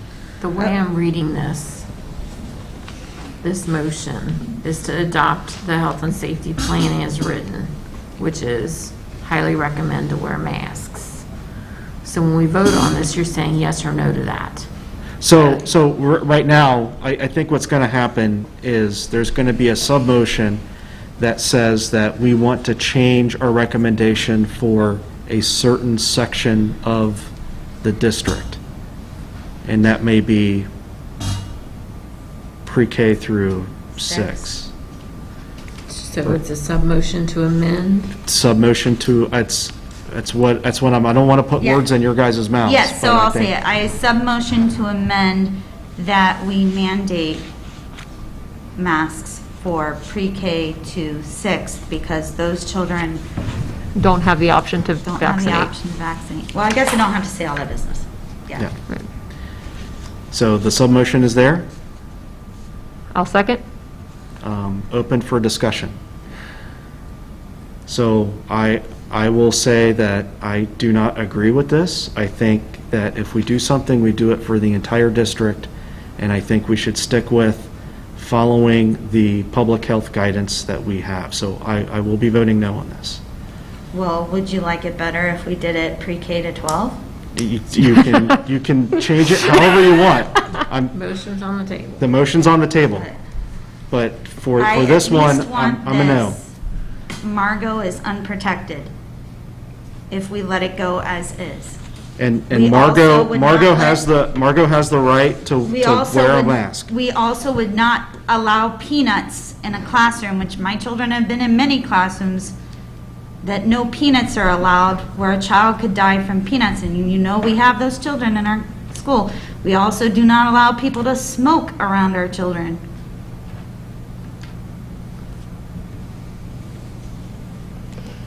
It's our job to protect them. What were the grades again that you wanted to make that modification? Pre-K through 6.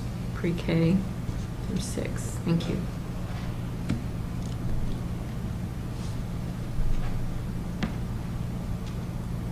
Any other discussion on this?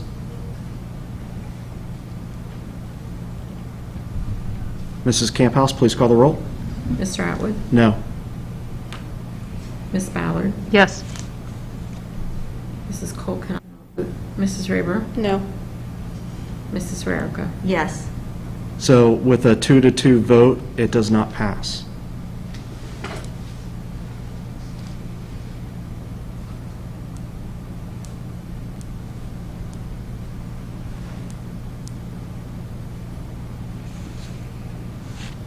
Still have a motion on the table for the original, just as a reminder. Yep, we still have the main motion for the approval of the safety plan. Anything else anybody wants to address?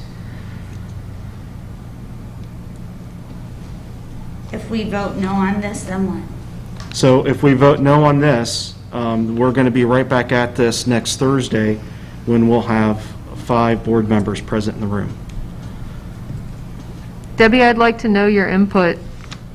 Do you, I understand that you can't vote tonight because you're virtual. I would love to know your feelings about a compromise for the younger grades. I'd like to know your opinion on that. If I were there, I would have voted no. Do you care to share a reason? I'm sorry, Do you care to share a reason? because I think parents have the right to choose what's best for their children. So they can bring peanuts into the no peanut room?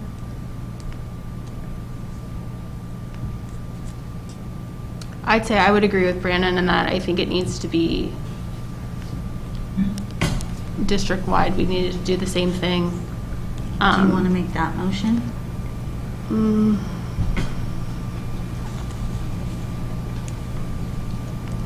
I don't know.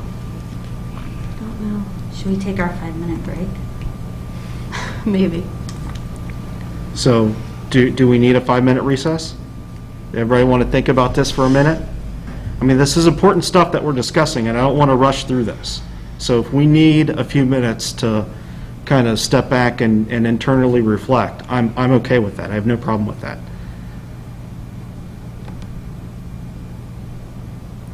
So why don't we do that? I'll make a sub-motion that we should take a 5-minute recess, collect our thoughts, and come back. Anybody want to second that? I'll second it. Mr. Atwood? Yes. Ms. Ballard? Yes. Mrs. Rayburn? Yes. Mrs. Rarica? Yes. Okay, so we are going to, it's 8:20 right now. We're going to take a 5-minute recess, and we'll come back at 8:25.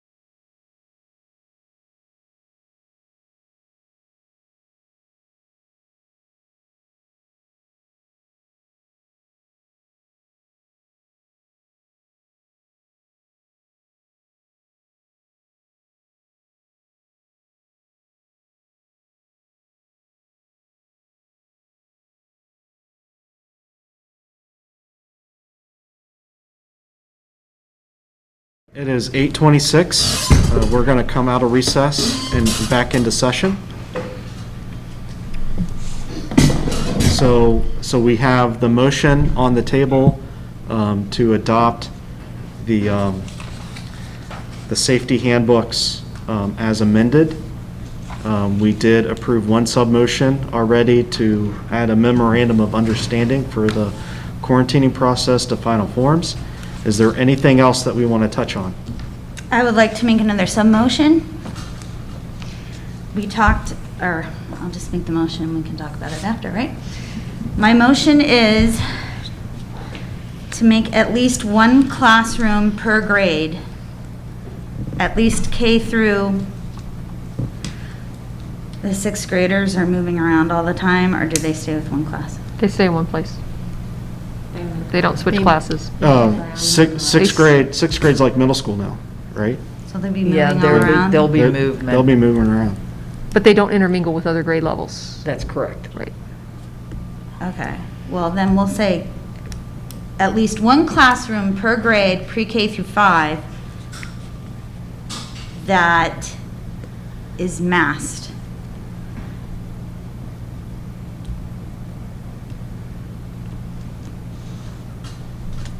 Okay, so that's your motion.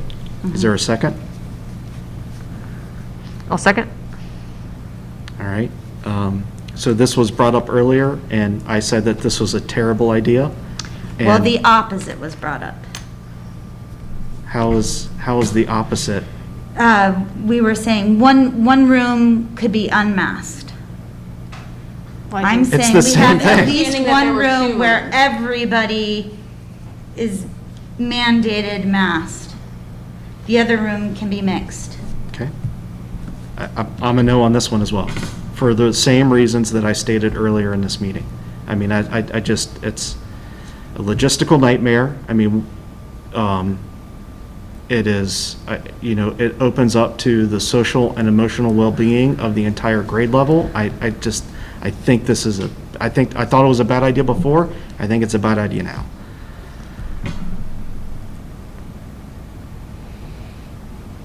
Any other discussion on that?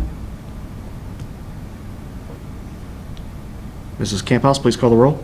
Mr. Atwood? No. Miss Ballard? No. Mrs. Rayber? No.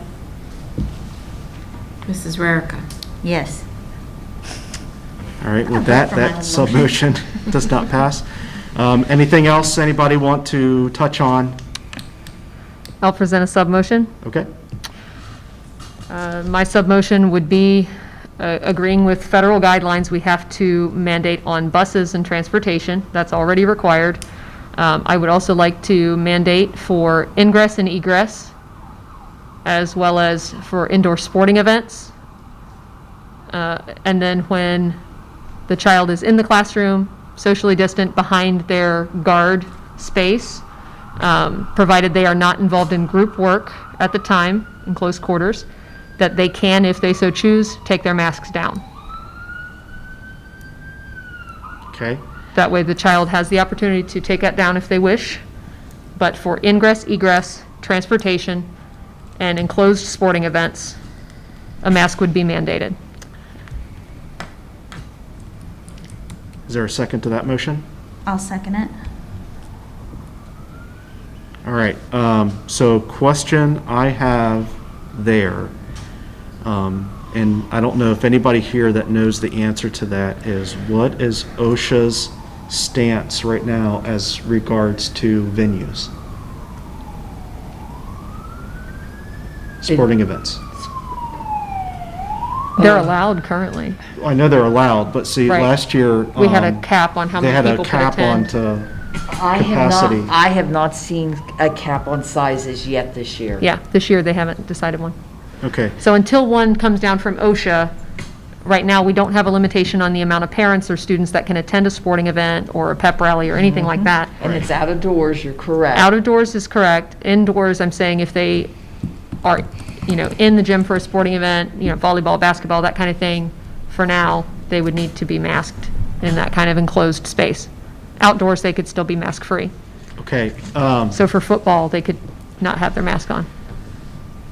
So with this one, I see the picture, because in my mind, I'm thinking assemblies, Yep, I'm thinking auditoriums, I'm thinking... Auditoriums, yes. Volleyball games, things of that nature. The ingress and egress, I think, would be a nightmare to enforce. when the kids arrive at school and they're all funneling in through one hallway door and going into hallways and mixing My classrooms. kids just went to Camp Ernst, and that's what they had to do. Yeah, especially for the high school students who are Going changing into the mess classrooms. hall, leaving at campfire. They just had to have their mask on them all the time. They were Yeah. at these points, you will have the mask on. So I am willing to see the need for assemblies and indoor venues where you have, a much greater than a normal classroom capacity, right? I see the point in that.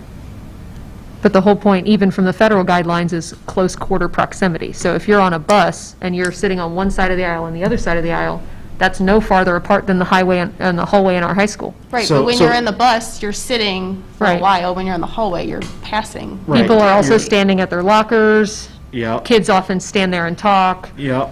So And- that's why I'm thinking that this would be applicable. And I think that would just be an enforcement nightmare. I mean, because then you're going to have teachers who's going to have the job of being the mask police. So I think that's much easier to control in a venue setting, but not so much in the hallway setting. So Then I just would, feel that people are tired, and if we don't tell them they have to do it, then they won't do it. I think you might tell them to do it, and they still might not do it.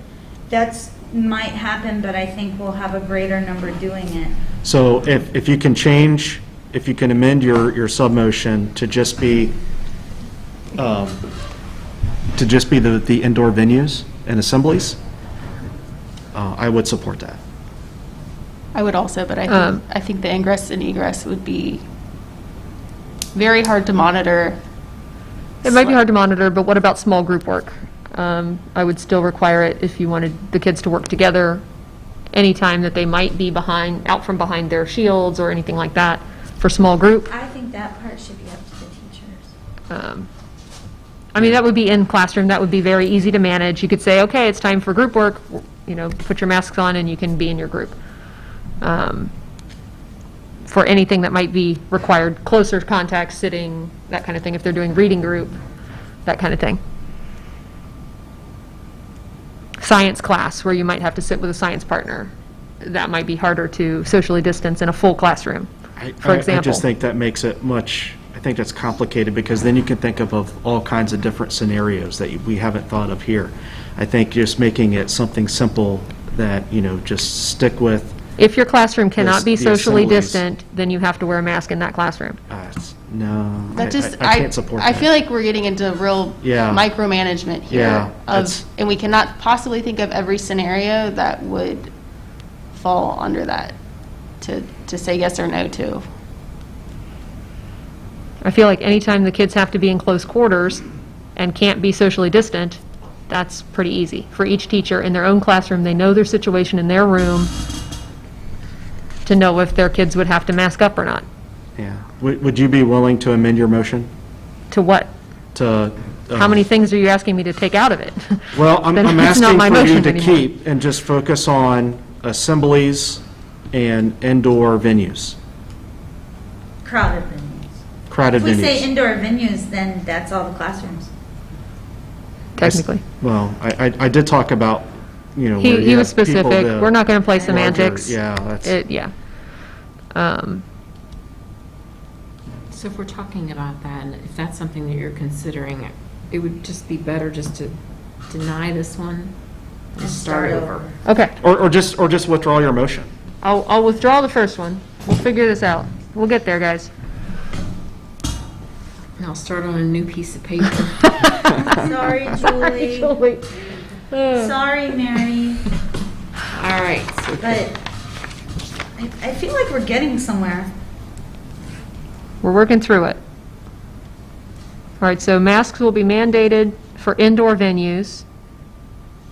sporting events, The indoor sporting events. well, we need Yeah. to say more than sports. That could be theater, Right. the auditorium, that's right, indoor events. Indoor events. Indoor events. Extracurricular events. And extracurricular events. Or assemblies. Or assemblies, yes.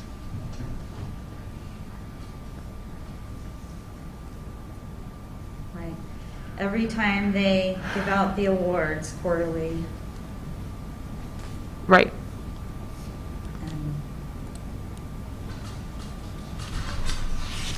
What did you guys land on? Assemblies, indoor sporting events, or theater? Is that what you landed on? Yes. Debbie, what are your thoughts on that for the situations where we've got a large group of people indoors in a crowded space?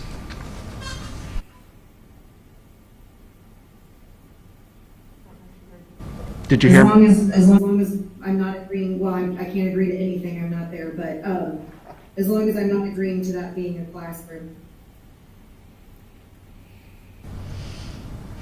I can see that if they're all in the auditorium or, I guess, I don't know. I need to think about, I would need to think about it. Like I said, it doesn't matter, I'm not there. I would need to think about that.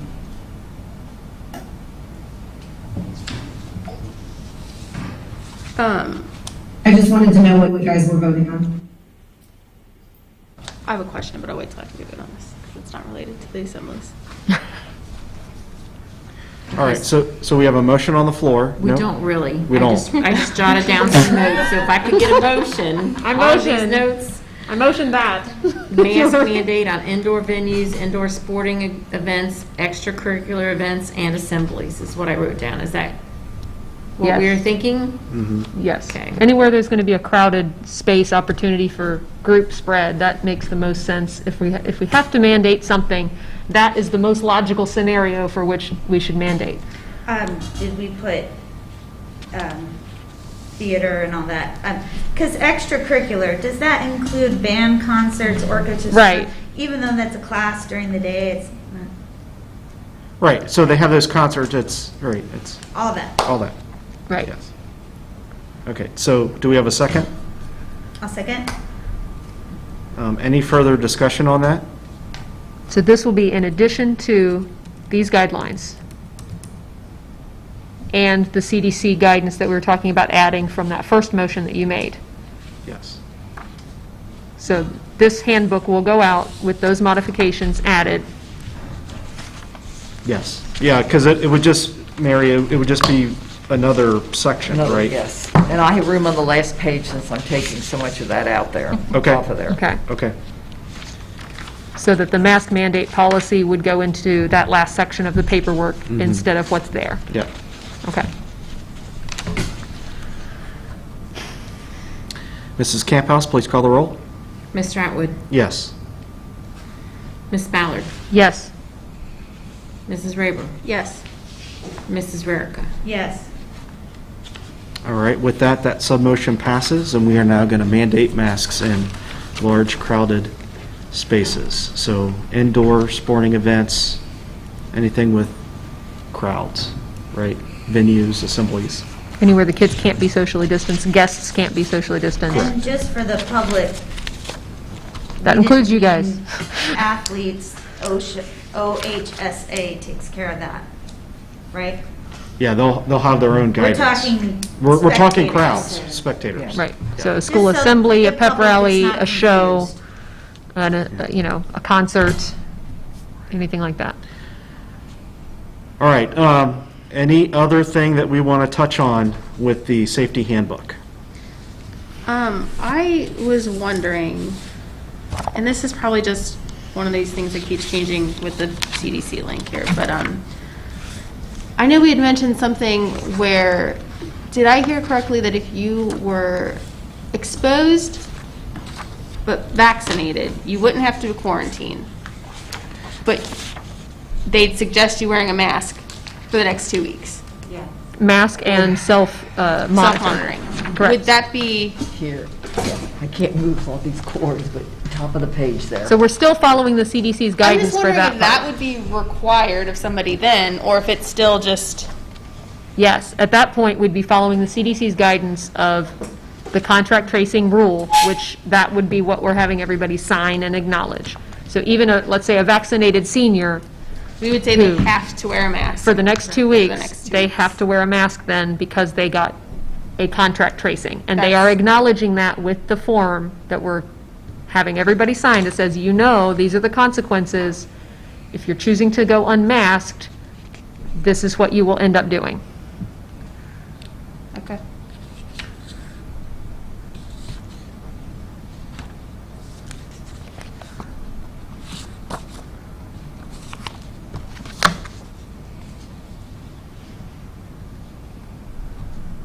Sally, did you get your question answered?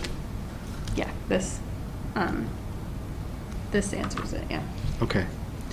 Is there anything else we want to touch on with the safety handbook? There is one thing I just noticed.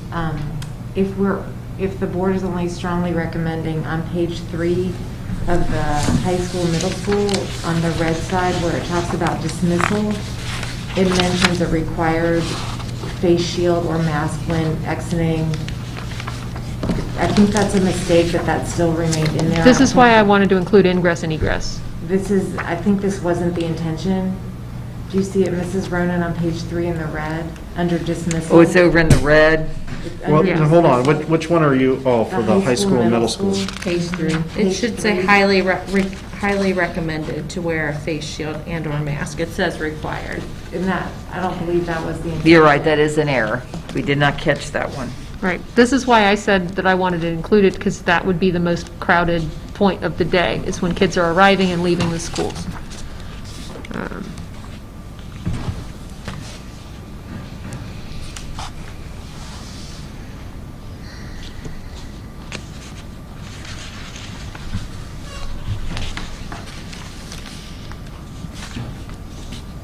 So Superintendent Ronan, that's just going to be a typo that'll be... It's a typo, I will correct that. Okay. Anything else that we want to discuss with this? All right, so we have no more sub-motions on the table. We have the main motion, which is the approval of the safety handbooks, that has been seconded. Does anybody have anything else they want to bring up before we move to a vote? You're also voting on all of those amendments, right? Yeah. They've already been adopted, and so now they're part of the main motion. I'd like to read that, Okay. though, Okay, just to be clear. so we're gonna read the sub-motions. What I have, the motion on the table is to adopt the safety and health plan and handbooks for 21-22 as modified during the discussion and the presentation on back-to-school road map, and the modification to the mask mandate in sub-motion number 6. Okay. Does anybody have any issues with that?